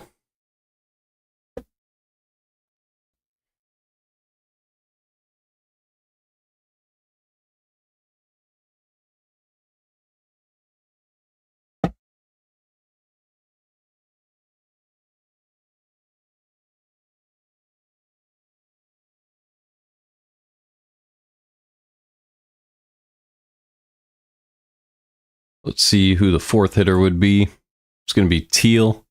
Teal is 1 for 3 as well, so this is going to be a really tough inning. You have 3 hitters who have 2 hits for the White Sox and a man who has 1, and Robert also has a hit. So everybody who has a hit in their lineup except Michael A. Taylor would be one of their first hitters to hit in this upcoming inning. It's 2 hits, 2 hits, 2 hits, 1 hit, 1 hit. So very threatening part of the lineup for the White Sox. But Helsley on the mound, so hopefully he can get it done. Chase Madroth getting ready to step up to the plate. He is 2 for 4 with a strikeout so far today. OPS at just .702 on the year, a little bit below league average. But 2 hits on the day today. First pitch from Helsley. Upstairs with the fastball, 1-0. Madroth hitting .281 on the year, is 2 for 4 in the game today with a couple of singles. Also has a stolen base. The 1-0 pitch from Helsley. Just below the zone with the fastball. They say he went around, it's 1-1. Madroth looks like he doesn't agree, but it is what it is. Here's the 1-1 from Helsley. Fouled back, 1-2.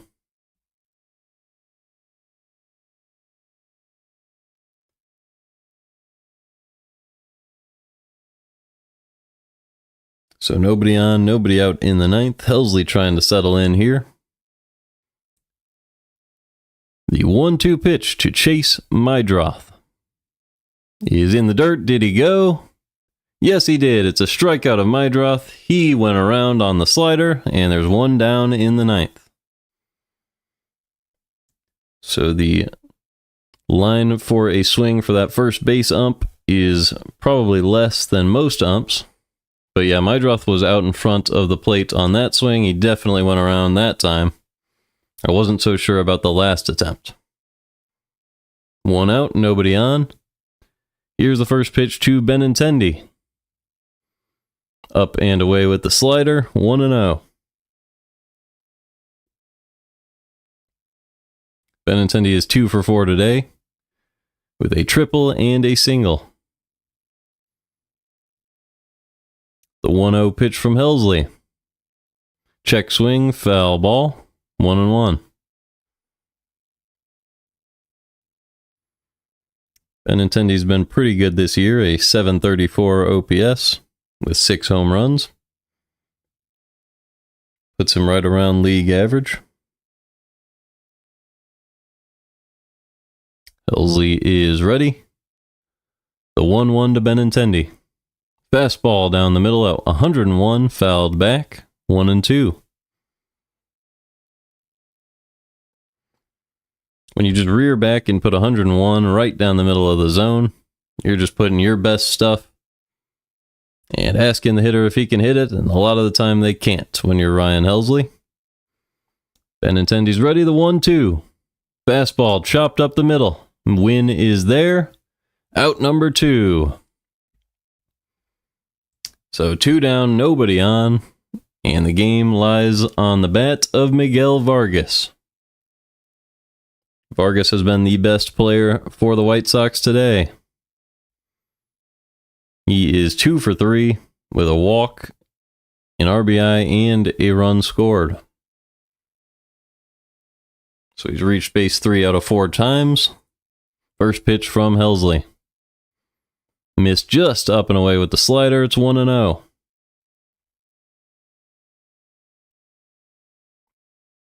So a really tough hitter to finish the game against. And he is now ahead in the count. The 1-0 from Helsley to Vargas is chopped the other way into the glove of Helsley. He flips it to Contreras, and the Cardinals win it 5-4. Great 9th inning from Helsley. He goes 1-2-3. And he is starting to look like that closer that the Cardinals looked to all of last season. Great comeback win from the Cardinals. A 3-run 8th inning. Wilson Contreras with a clutch homer. A lot of good swings throughout the lineup. And Matt's got a little unlucky. You can't really blame anyone in the pitching staff for the 4 runs. Just a good team win today. We'll be back very soon for Game 2 of the doubleheader. Thank you for listening.